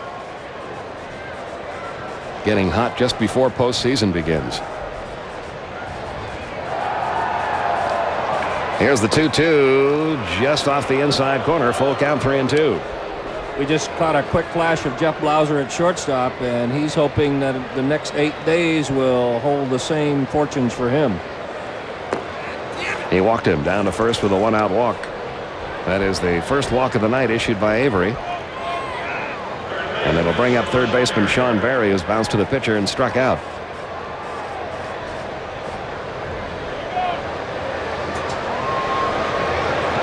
Here's a guy, you know, I don't even know. I've only spoken to him a couple of times, but he's hard not to like, isn't he? You see him out here early. You watch him play the ball off his face if he has to. He's a battler at the plate. He just looks like a guy you'd want on your ball club. Back up the middle, hits Avery. Picking it up now, Chipper Jones. The throw on to first in time. No, it's not in time. McGriff pulled off the bag on that one. Throw got there in time, but McGriff could not hold the bag, so everybody's safe. Runners are at first and second. They should give him a hit on that. That ball was smoked off of Avery. Chipper Jones did a good job. Let's see where it hits Avery. May have caught him on the left foot. Skate save over to Chipper Jones. He throws off balance. The throw is in time, but McGriff's foot, you can see it right there, came off. He had stretched towards second and just pulled the toe off of it. That ball hit Avery pretty hard. Doesn't seem to be bothering him at all. Looked like it caught him right off the top of his foot. You know, with the way the foot was turning, Pete, it may have caught the bottom of the heel. That's a good play by Chipper Jones and a good scoring decision, too. That should be a base hit. And it is. Runners first and second with 1 out. And the batter will be Wil Cordero, who has struck out and accounted for Montreal's only run when he homered back in the 5th inning, his 8th homer, but only his 44th RBI of the year and only his 7th RBI since the 1st of August. Cordero is a hitter that will guess, and I guarantee you he was guessing changeup and got one for a strike on the ball he hit for a homer. First and second, 1 down.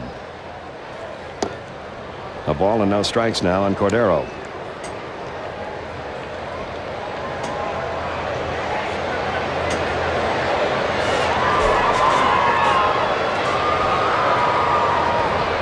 Here's the 1-0.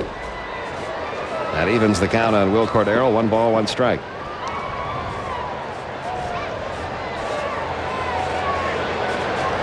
When I first looked at the Montreal stat sheet last night, I thought that was a typographical error on Cordero's RBIs.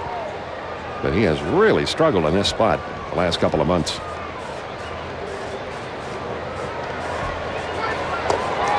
Throwing to first and almost picking off Sean Barry.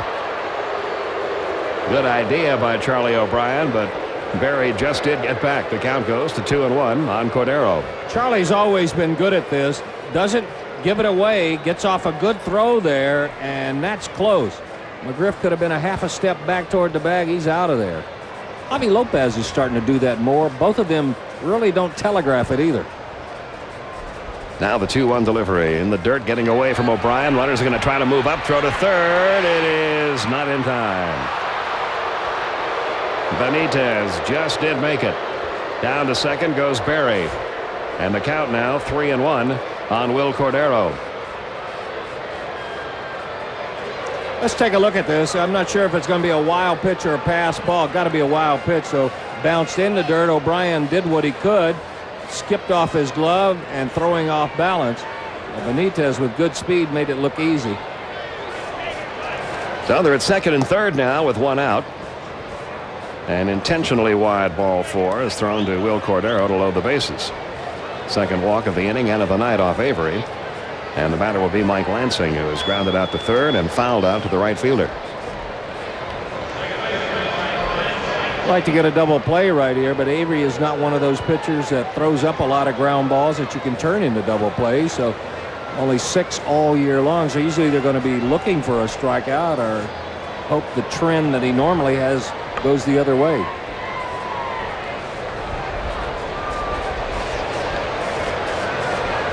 Pitch on the way to Lansing. He takes a strike in the inside corner.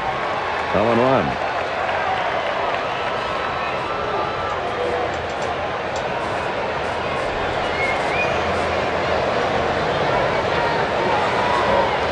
Here's the 0-1 pitch. Up high, 1 ball, 1 strike. Mike Lansing and the Braves' Mike Devereaux from the same area, up in the Casper, Wyoming area.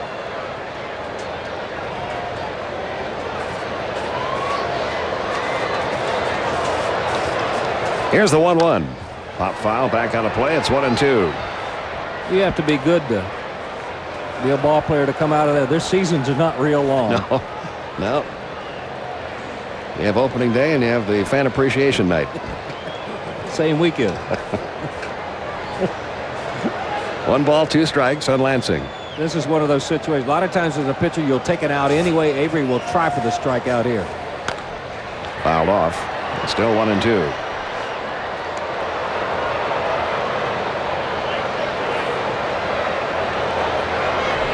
What Lansing's doing at the plate, Pete, is kind of like a prevent defense. He's not really trying to jerk the ball down the left field line. He's just trying to keep it out of the catcher's mitt and just flick it away.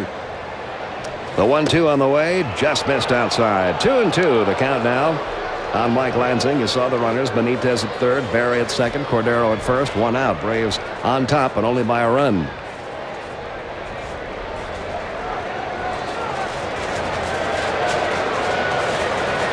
Avery's got the changeup set, or the curveball. And he gets him.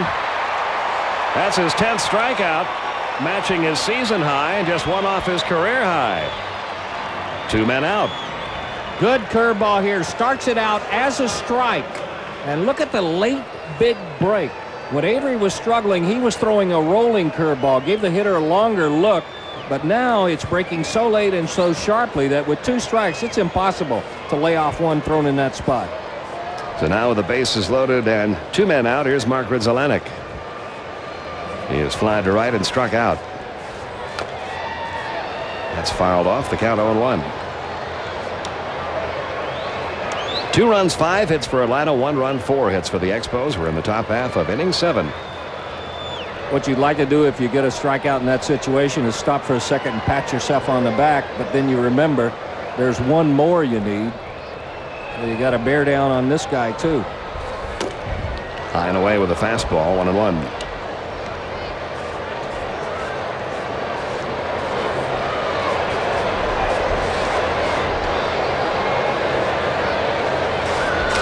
Here's the 1-1 delivery in the dirt. Stopped by O'Brien, 2-1. You see right there what Charlie O'Brien and a guy who catches like him does for you, Pete. You know you got to try to get a strikeout. So you throw a curveball in the dirt, it's stopped. You throw a changeup in the dirt, it's stopped. You don't have to raise your sights at all just to accommodate a catcher that won't keep it in front of him. That's a big boost for a pitcher.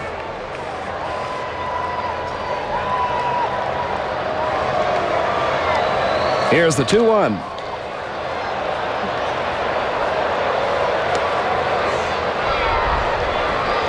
Count even, 2 balls, 2 strikes.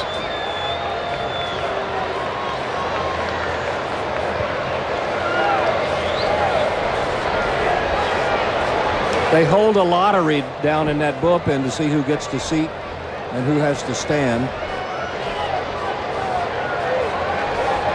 Roller's just won, so he gets to sit down. Avery is shaking off a couple signs. Here's the 2-2. Another good stop by O'Brien, and Runge is going to say it hit him. And that's going to force in the tying run. Tried to get the strikeout with the curveball, but got a little bit too much bite on it that time. Rizalanek stayed right in there on it. Watch how big the curveball is, and he doesn't bail. He gets locked, He gets locked and can't move. See how his front leg just looks like it skips off of the back leg, but he's locked right there, right off that back knee. So give Grzelcyk an RBI the hard way, and we are tied again at 2. And now Darren Fletcher taking a strike in the inside corner. That was Grzelcyk's 17th RBI of the year. Hit by a pitch with the bases loaded. Greg McMichael up now for Atlanta. 0-2, the count on Fletcher.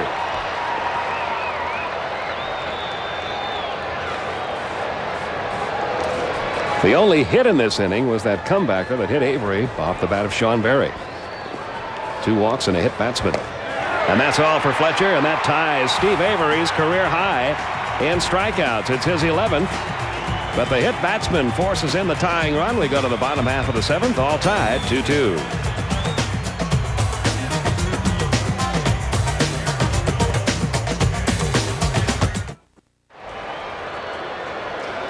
We go to the bottom half of inning 7, tied 2-2, and the night is over for Steve Avery, who will be pinch hit for here to lead off the bottom of the 7th. But the Braves have to be very, very happy with the back-to-back performances of Avery. His last 2 starts, he matched his career high with 11 strikeouts, allowed only 4 hits, 2 runs, walked a couple, hit 1.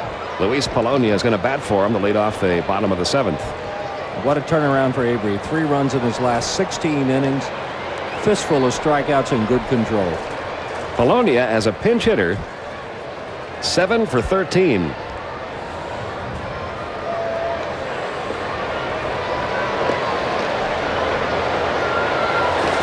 Martinez delivers and misses low and inside, ball 1. Greg McMichael continuing in the Atlanta bullpen. He'll come on to pitch the 8th.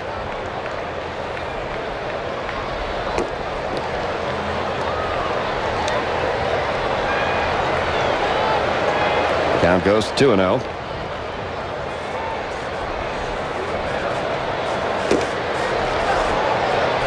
And now it's 3-0.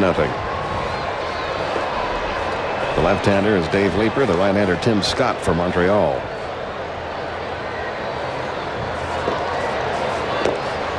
There's a strike, 3-1.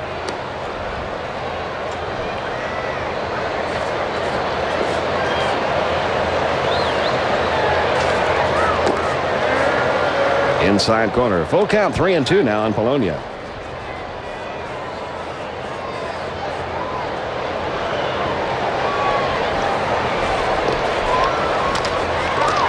Nice play by Martinez.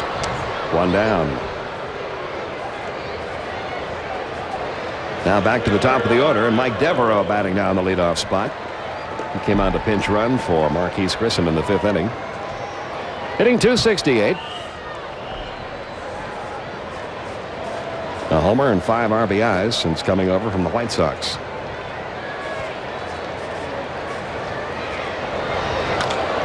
Pops this one up into shallow right. Drifting back is Lansing. And he's got it just in fair territory. 2 down. And that'll bring up Mike Mordecai, who has walked, lined out, and had a sacrifice bunt. Good recovery tonight by Pedro Martinez after that first inning start. He was all over the place in the first inning. Threw 36 pitches in the first inning. He hit a batter. He walked 2. Got out of it with only the 1 run scoring, and since then he's really settled down. That's something he could not have pulled off in July and August in the heat. Outside corner for a strike to Mordecai. 2-2 game, bottom of the 7th.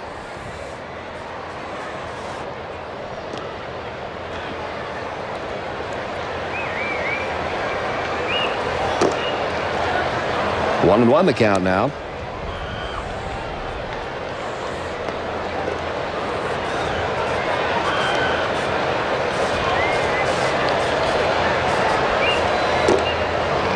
Just outside, 2-1.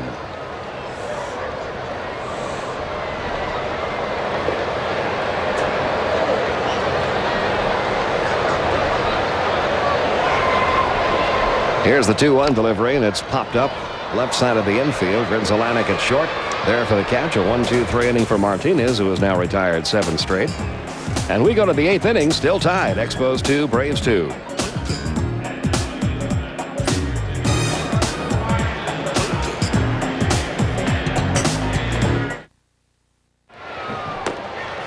Time for a look at our Delta scoreboard. Mark Parent had his 18th home run in the Cub win. The rest of the way in the National League, whole lot of pitching. San Francisco shutting out Colorado. They're Cincinnati by 1 now in the 8th inning. New York at Florida, they're tied. St. Louis at Houston, 1-run lead for Houston. LA at San Diego a little bit later on. Doubleheader, Boston wins the first one. Roger Clemens his 9th win. Toronto takes the second one. Another doubleheader in New York. The Yankees take a pair, now lead the wild card race in the National League. Chicago beating up on Minnesota. 5-1 the score as they go in the 4th inning. Baltimore, home runs by Hoyles and Houston leading that one. California free falling. Texas wins that one, or is winning it. Cleveland at Kansas City, they lead. Albert Bell, his 45th homer in that. A little bit later on, Oakland at Seattle. New pitcher for Atlanta, right-hander Greg McMichael. And he faces Cliff Floyd up to pinch hit for Martinez. To lead off the 8th, he takes high, ball 1. The numbers on McMichael for the year, his 63rd appearance of the season. And it's 1-1 on Floyd. Floyd has been out for much of the year. He broke his wrist, his left wrist, back in June. Just got back into action about a week and a half ago. Only been up 63 times this year, hitting 143, so it's been a lost season for him. He has a homer and he has 8 RBIs. With all the people departing here, heading to other places from the Expos, this is one young man they were counting on to fill a big void and produce a lot of offense for them. Hey, you look at their disappointing second half, and injuries have really taken their toll on this Montreal ball club. Moises Alou is out. Floyd's been out for much of the second half of the season. 2-2 the count.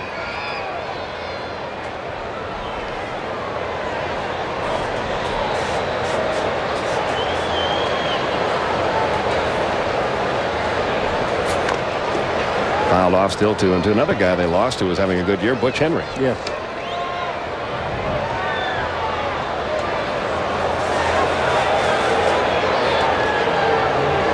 If you're going from a veteran ball club to a young ball club and expect to win, you absolutely cannot battle through injuries to do it. Now the 2-2 on the way, and that's driven to left center field and deep. Ryan Klesko heads over that way, reaches up and grabs it. 1 down.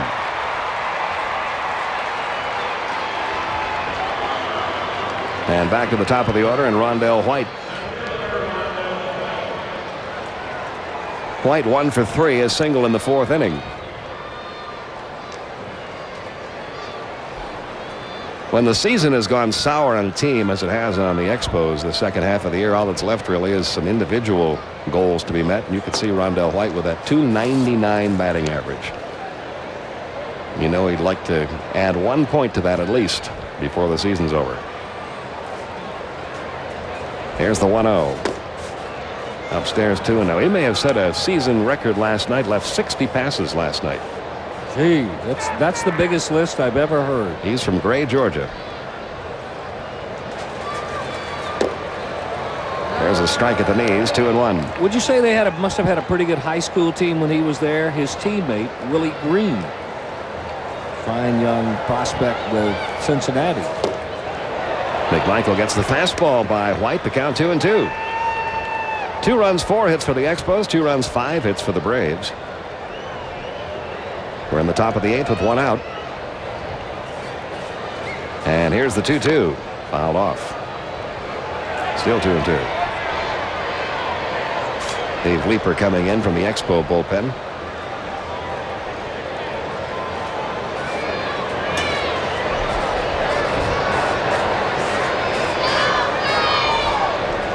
Here's the 2-2 on the way, and that's taken high. Full count now, 3-2. Kent Merker goes tomorrow against Tavo Alvarez in the final home game of the regular season. Braves hit the road for the final week. A couple of games in Philadelphia, 3 in New York before postseason begins. Deep to left field. This one's going to be way out of here. Long home run for Rondell White, his 13th homer of the year, his 55th RBI, and the Expos lead it now 3-2. He got every bit of that one. Well, you mentioned he wanted to hit 300. Well, if you want to get back to the 300 mark with a bang, that's the way to do it. That ball way up over the tunnel down the left field line, got a little bit of an inside pitch. Probably when you come in after hitting one like that, you'd like to turn and tip your hat to your family and friends, but with 60 of them up there, it'd take the rest of the night. Watch his pitch. Tail back. What did he get? What's the extension? That's a perfect power hitter's swing. So the Expos have taken the lead here. Now David Segui. 0-1 the count on Segui. He has singled, struck out, and grounded out to first.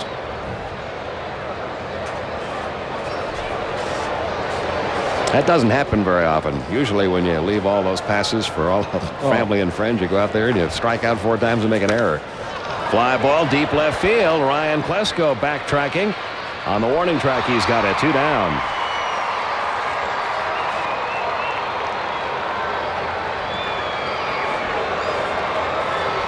And that'll bring up Yamil Benitez. It was fly to center twice and walked. The only guy in the starting lineup that Steve Avery didn't strike out at least once. How about his major league debut? He almost hit for the cycle in his major league debut. He had a single, a triple, and a home run. In his 4th time up, a chance to hit for the cycle. He hit into a double play, but I don't know if anyone's ever done that in their major league debut.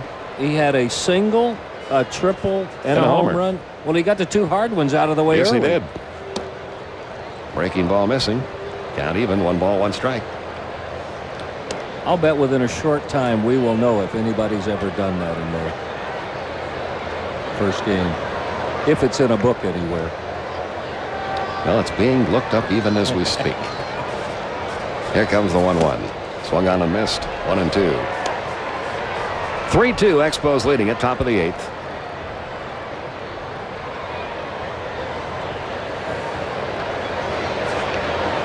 The 1-2. Blowing away. Wouldn't chase that. 1-2-2. I threw for the cycle in my first major league start. Now that's a little easier. I'm sure that's been done many times. Toward third, off the glove of Chipper Jones. That one ate him up. And Benitez aboard. Going to try for 2. Here comes Klesko's throw, and he's in standing. It's a double for Benitez. There's the double he wanted that first night of his major league career. That should be an automatic try for second if you have any speed with a left-handed thrower in left field. I'll show you why. Watch this. The ball goes by Chipper Jones. Even if Klesko didn't have very far to run, when he comes up with the ball, he's got to turn all the way back to get in shape. There you go. To get in position to throw, because his glove hand is on the side you wish his throwing hand was on with anything hit toward the corner. That should be an automatic try for second every time. Now Sean Berry taking a strike. Berry is 1 for 3. He had that single off Avery back in the 7th inning. Good offensive year. He's struggled defensively. He's made 12 errors as a part-time player over third. Up and in. 1 ball, 1 strike. According to our guru, Hal Galima, no, it's not listed that anyone has ever done that in their major league debut. And there would be an indication in there, an asterisk or something, if somebody had done that. Does it say how many people threw for 1 in their first start? On the ground, slowly left side. Chipper Jones cuts in front of Blauser. Throwing on the first, pulled McGriff off the bag. Moving over to third, Benitez. And runners are at the corners. You like to see a third baseman with good range, but here's a play right here. Chipper probably, if he could do it all over again, would let Jeff Blauser have it. Look how far he goes. Blauser is set to throw. Now Blauser is facing first base if he feels it. Chipper was not. Much like Ryan Klesko had to make a turn, he had to make a quarter turn. They're probably going to give him an error on it. They do. And the runners are now at first and third with 2 outs for Wil Cordero. A strikeout, a homer, and a walk tonight for Cordero.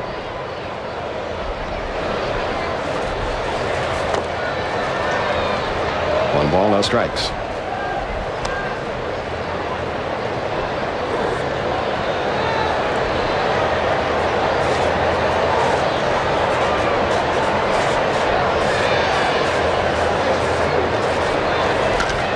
That's going to get through into left field for a base hit. Benitez scores. Down to second, Sean Berry. And a long inning continues for Greg McMichael. Cordero gets his second RBI of the night, his 45th of the year. And the Expos lead it now 4-2. This is normally a situation you really don't worry when Greg McMichael is out there. It hasn't turned out that very well for him this inning, but the error contributed. But McMichael, the best in the league at pitching out of situations with runners in scoring position. The league hitting just a shade over 100 against him. Now Mike Lansing grounding one down the third base line. That's foul. And the count 0-1. Lansing tonight 0 for 3. And if the play is made at third, that number would have been even better. Braves bullpen active once again. Right-hander Brad Klontz, left-hander Pedro Bourbon begin to loosen.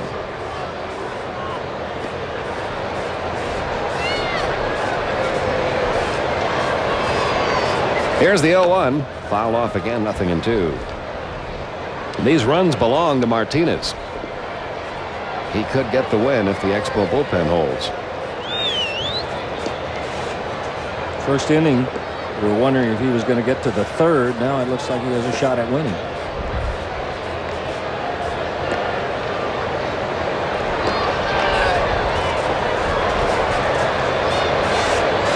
Here's the 0-2 on the way, and it's up and away. 1 ball, 2 strikes.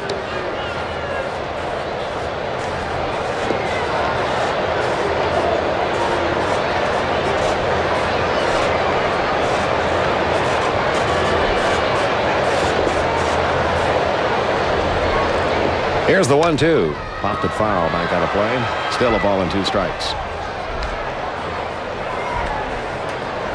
Crowd tonight of 48,998. That's how many tickets were sold. Not everybody made it to the game tonight. We had rain all day in Atlanta. And it's very, very cool here tonight.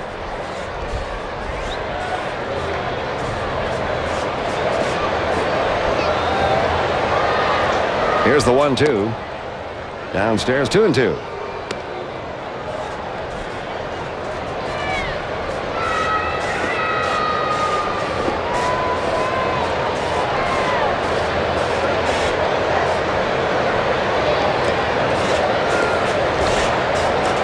Here's the 2-2 offering. Strike 3 call. Got the outside corner. And that's it for Montreal in the 8th inning. But they take the lead, scoring 2 runs. One of them's unearned. And we go to the bottom half of the 8th inning. It's now 4-2 Montreal.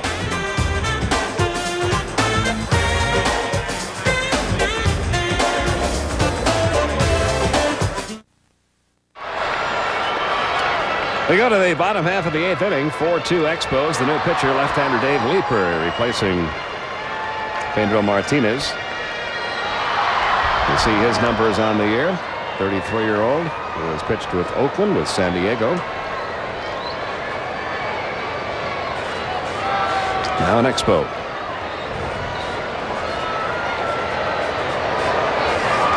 Chipper Jones 1 for 3. Takes a strike. Martinez worked 7, allowed 5 hits, 2 runs. Walked 3, struck out 6.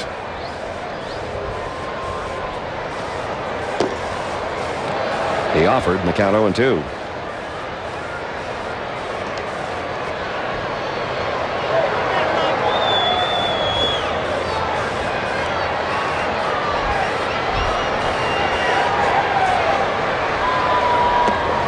Struck him out. Chipper Jones down in 3 pitches, 1 gone here in the bottom of the 8th. And that'll bring up Fred McGriff, who was hit by a pitch in the first inning. He popped out in the 3rd, doubled in a run, his 91st RBI of the year. Back in the 5th. We want to send along a hello to Miss Sarah Andrews down in Jacksonville. Watches the games all the time. Been under the weather a little bit. Now she's home, feeling good, and wanted to keep feeling good. Sharply hit. Nice play by Lansing to his left. On to first in time. 2 down. So Leeper gets the first 2 here in the bottom of the 8th, and that'll bring up David Justice. A bases loaded walk for Justice in the first inning. Since then he has struck out and popped out.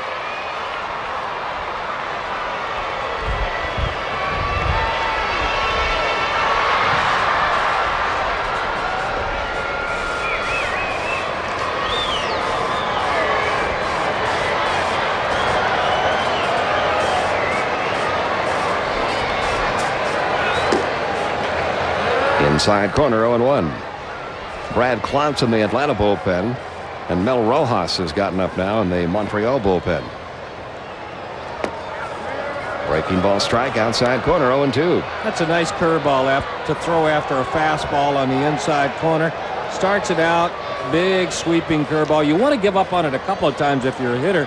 First of all, you think it can't possibly break into the strike zone. Then you think, well, it's going to break out of the strike zone, and it ends up catching the outer part.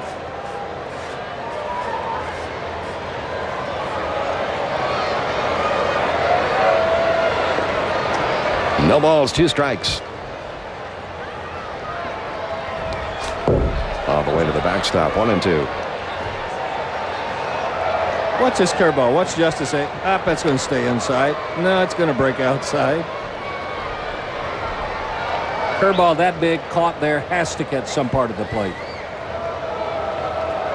He has done the job the Expos acquired him for, getting out lefties. Here's the 1-2. Loop to center field, base hit. I don't even know if that pitch was a strike. But Justice got just enough of it to drop it into center field for a 2-out single. And he made the pitch here that would normally get out lefties. He only missed by about 3 feet from where the target was, but he still hit the David Justice. David's glad he's wearing gloves. Let's put it that way. He hit him right on the thumbnails with it. Hit number 6 of the night for Atlanta. And it'll bring up Ryan Klesko, who has struck out, singled, and grounded out.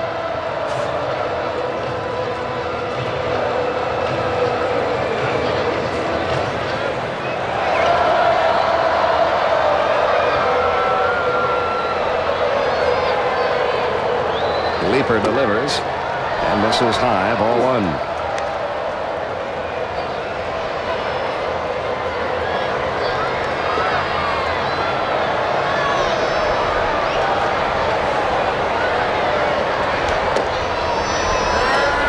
Caught the corner, 1 ball, 1 strike.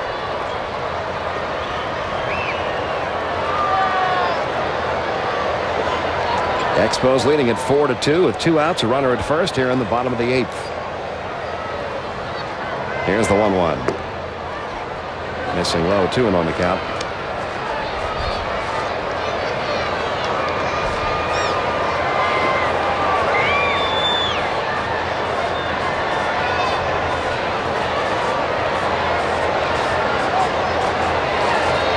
Now the 2-1 delivery. Caught the outside corner with a fastball. 2-2. You see most left-handed pitchers, and we showed you the graphic about how effective he's been against left-handed hitters. Most of them do it with some sort of trick pitch. Leaper has gone mostly with fastballs and just 1 or 2 breaking balls. Here's the 2-2. Got him inside corner with a fastball. Klesko obviously looking for the breaking ball there. Didn't get it. He's out of there on strike. Second strikeout for Leaper. No runs, a hit, 1 left. We got to the 9th inning. 4-2 Montreal.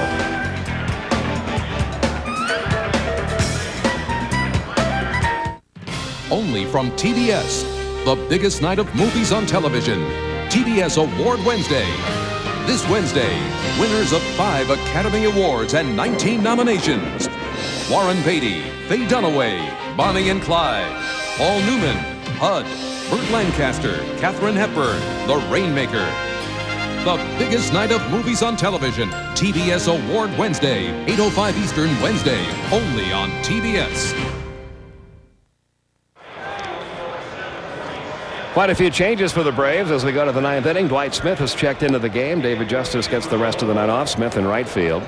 We have a new second baseman, Ed Giovanola. Moving from second base over to first is Mike Mordecai. And the new pitcher for Atlanta, right-hander Brad Klontz, making his 55th appearance of the year. See his record for the season. The league is hitting .271 against him. And he's got the lower third of the Expo order to deal with here, beginning with shortstop Mark Brinzelanek, who has flied to right, struck out, and was hit by a pitch.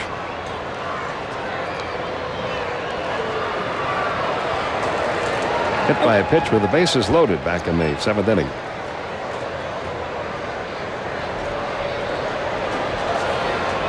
McMichael worked an inning, allowed 3 hits, 2 runs, 1 of them earned. Didn't walk anybody, recorded 1 strikeout. Now Klontz missing outside, ball 1. Do we know if Mordecai had played any first base prior to this happening the last couple of weeks? I don't think he had played it very much. He worked for a couple of days with Jimmy Williams before he got his first look over there. Because we don't have another first baseman who throws with that hand. I just wondered if he had to whip by Kmart and pick up a glove the night before. Here's the 1-1. Bouncing ball to third is going to be a long throw for Chipper Jones. Across to Mordecai. Got him. That one play right there may be a big boost for Chipper Jones. He's had a couple of weeks where he struggled a little at third. Just getting to it. Plants, takes his time. Long throw. Perfect strike. That could be a real shot in the arm if you were ever questioning yourself defensively. Good play. Now Darren Fletcher, who has struck out twice and grounded out to first.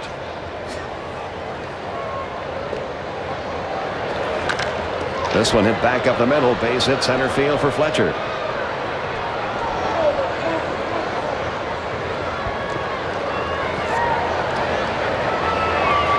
That'll get another pinch hitter into the game. Henry Rodriguez coming up now to bat for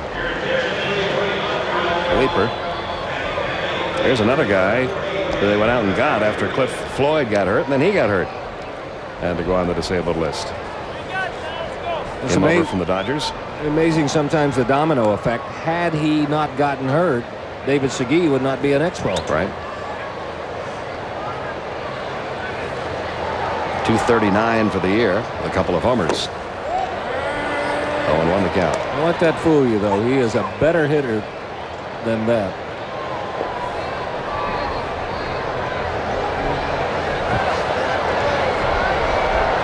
Now the 0-1 delivery. At the knees is 0-2. Mel Rojas will come on to pitch for the Expos in the bottom of the 9th.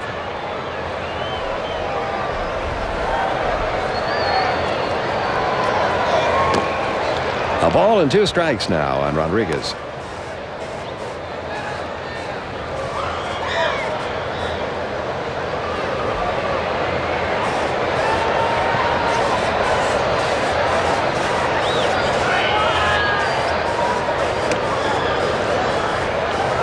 I don't think Mr. Fletcher is going to be going anywhere.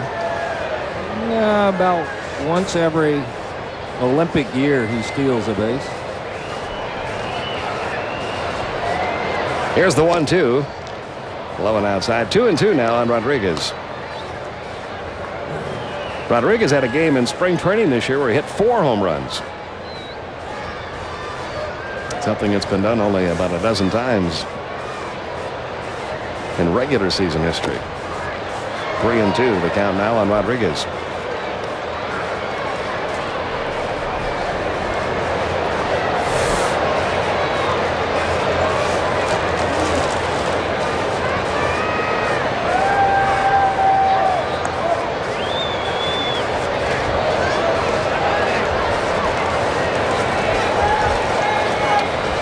Mordecai is going to play a little bit behind the runner now. There goes Fletcher. 3-2 pitch is low. He walked him. So more trouble developing for the Braves here in the top of the 9th. Montreal now runners at first and second, 1 out. And Rondell White will be the batter.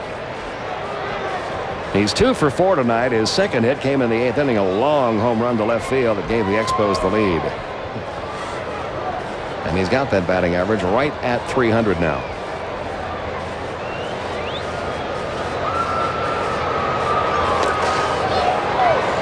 You want to know the count.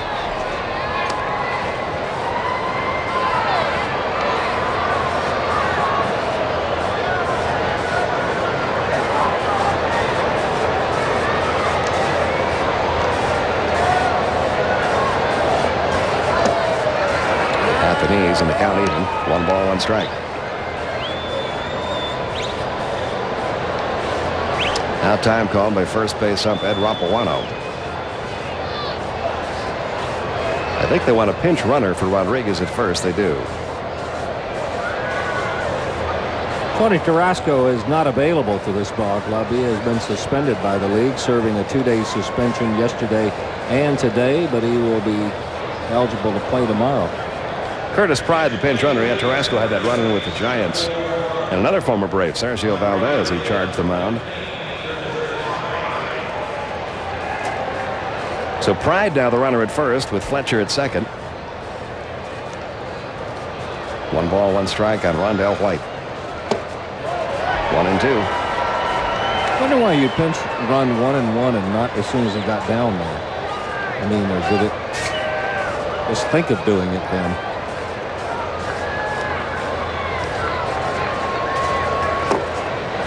Two balls, 2 strikes now on Rondell White. Might have been 2 where they wanted to pinch runner, but he was indisposed at the moment.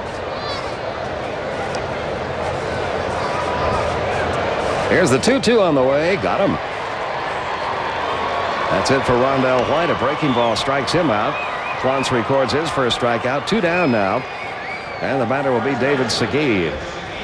He's made some really good pitches on White. Some not so good pitches to the first 2, but getting good movement, starting it at the bottom of the strike zone, putting it in a spot where White can't lay off of it. Segui 1 for 4, a first-inning single. He's played 90 games with the Expos, and he's got at least 1 hit in 73 of them. He had a very, very consistent year.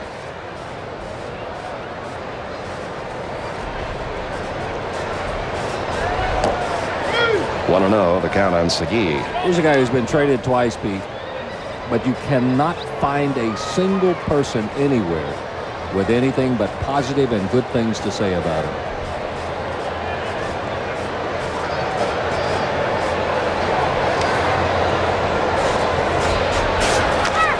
Foul that one off his foot. 1-1. He may be one of those players, Don. He's a first baseman, a good defensive first baseman. Hits for a good average, as he's doing this year, over 300, but he's not the long ball guy. Right.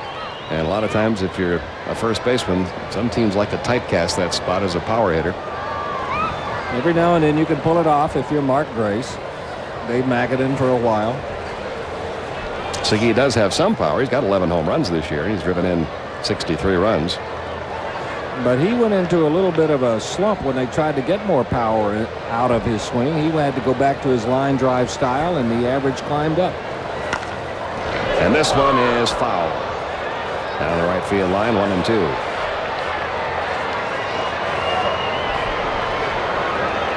The Expos have power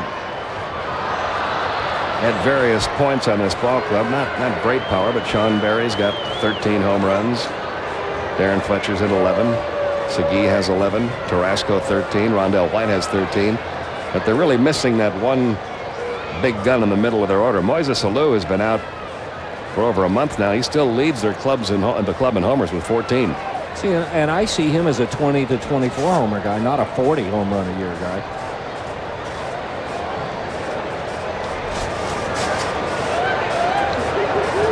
Here's the 1-2. Outside, 2-2. I guess having been around baseball a long time, I still don't understand sometimes the typecasting. You hear baseball people say you got to have power out of first and third, but you can play a shortstop with no power. But Cal Ripken kind of offsets that. I think that if a guy can drive you home runs, you know, if you get a shortstop who's a good fielder, is going to hit 40 homers, don't move him to third or first. Let him stay there. They say you want a center fielder with speed. Well, that's obvious defensively, but if a guy can play a position, let the numbers fall where they will offensively. 3-2 now on Segui. The runners will be off and running on this 3-2 pitch with 2 outs. There they go, and the pitch driven down the left field line. Foul. And up into the seats. It remains 3-2. See, there's one of the reasons why he is not the guy, your typical big guy who's going to hit 40 home runs to right field, because his best swing is one where he does just what he did there, try to drive that pitch the other way. A little bit of a front foot hitter, too. By that, I mean he kind of gets his weight transferred, keeps his hands back. Guys like that usually can drive the ball the other way. Again, the 3-2 to David Segui. Ground ball, right side. Mordecai can't get to it. It's into right field. Here comes Fletcher around third, crossing home with the 5th run of the night. 5-2 Montreal. Segui driving in his 64th run of the year. Curtis Pride moves around to third. That was a good at bat too for Segui. Fought off some good pitches. Got a sinking fastball. Found the spot. Good try by Mike Mordecai, but I don't care where you put Mordecai. Incidentally, he had played a little first base, but I don't care where you put him or what the time of the year or the score. He'll give you that effort. First and third now with 2 outs, a run in. The bullpen has been a little shaky tonight. 3 runs scored off the bullpen these last 2 innings. Here's Emil Benitez. Bounces one right back to Klontz. Over to Furs. Whoa. That's Mordecai over there, Brad, not McGriff. That's out number 3. We go to the bottom half of the 9th inning. 5-2 Montreal.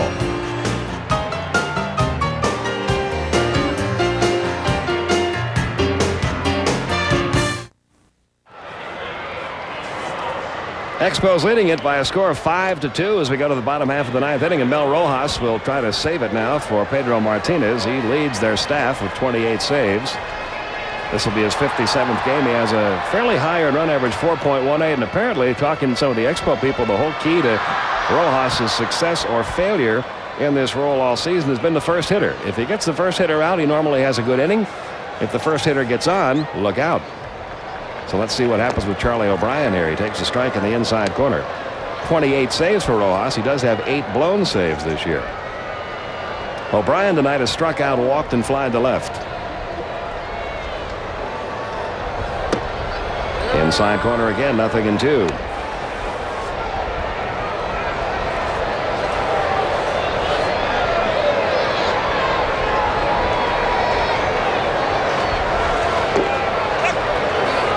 They appealed to first. He did not go. 1 ball, 2 strikes.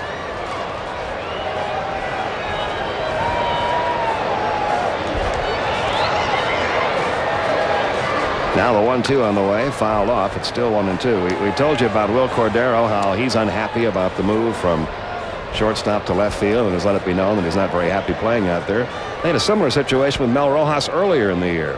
He's the closer on this club, but does not like pitching more than an inning. And he complained early in the year when he was asked to go 2 innings or an inning and 2/3 on a couple of occasions, and got himself in his uncle Felipe Alou's doghouse a little bit. But he gets the strikeout to start the bottom of the 9th. And now Jeff Blauser is 0 for 3. Boy, if they have a bad year and Moises struggles and doesn't get to play a lot, and Mel doesn't like his role, it could be a miserable place there Thanksgiving, couldn't it? Yeah, it could. That's all family. He is the nephew, Mel Rojas is, of Felipe Alou. 0-1 the count on Blauser.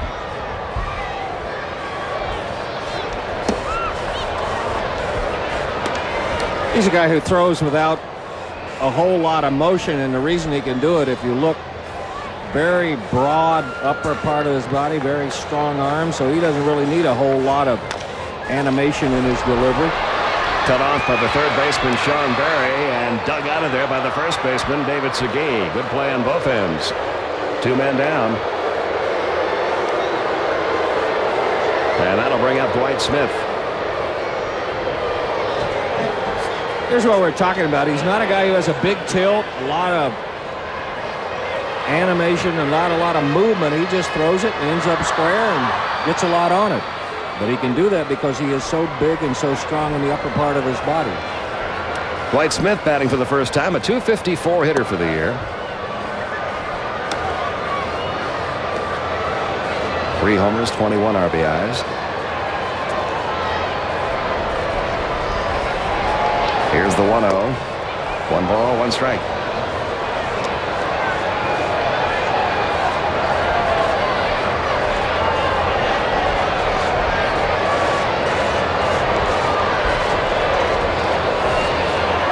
Here's the 1-1. Taken downstairs. 2-1.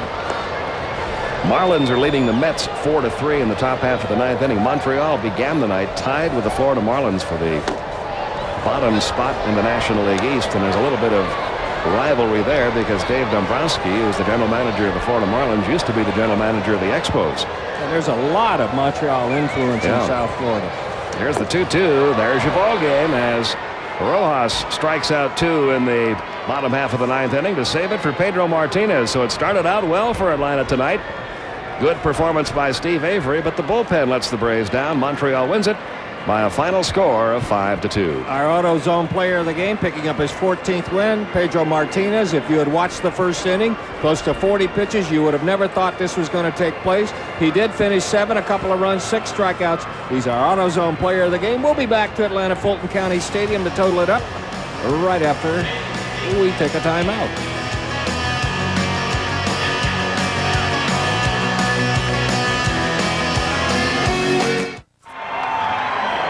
Part of Fan Appreciation Weekend, they're going to give away a new car, and guess who is going to do the drawing?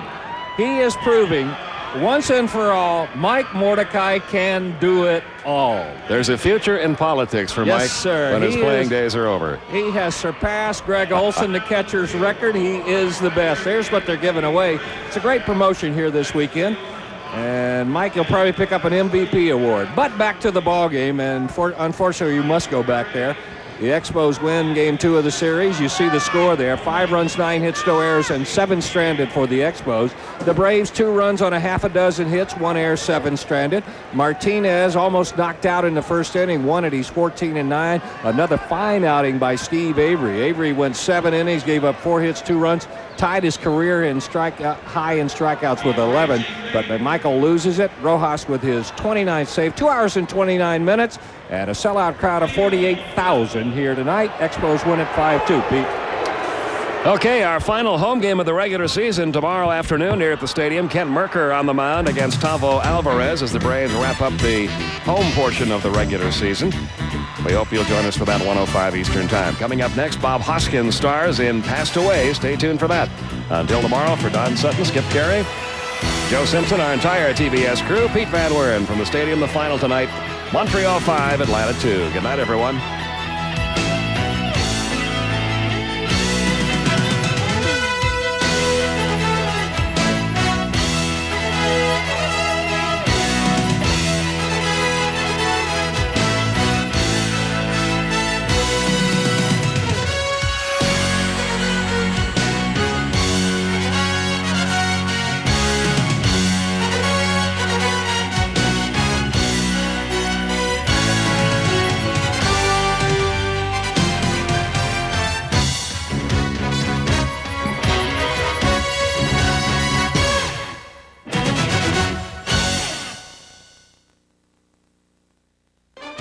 Leading sports television into the 21st century, this has been an exclusive presentation of Turner Sports.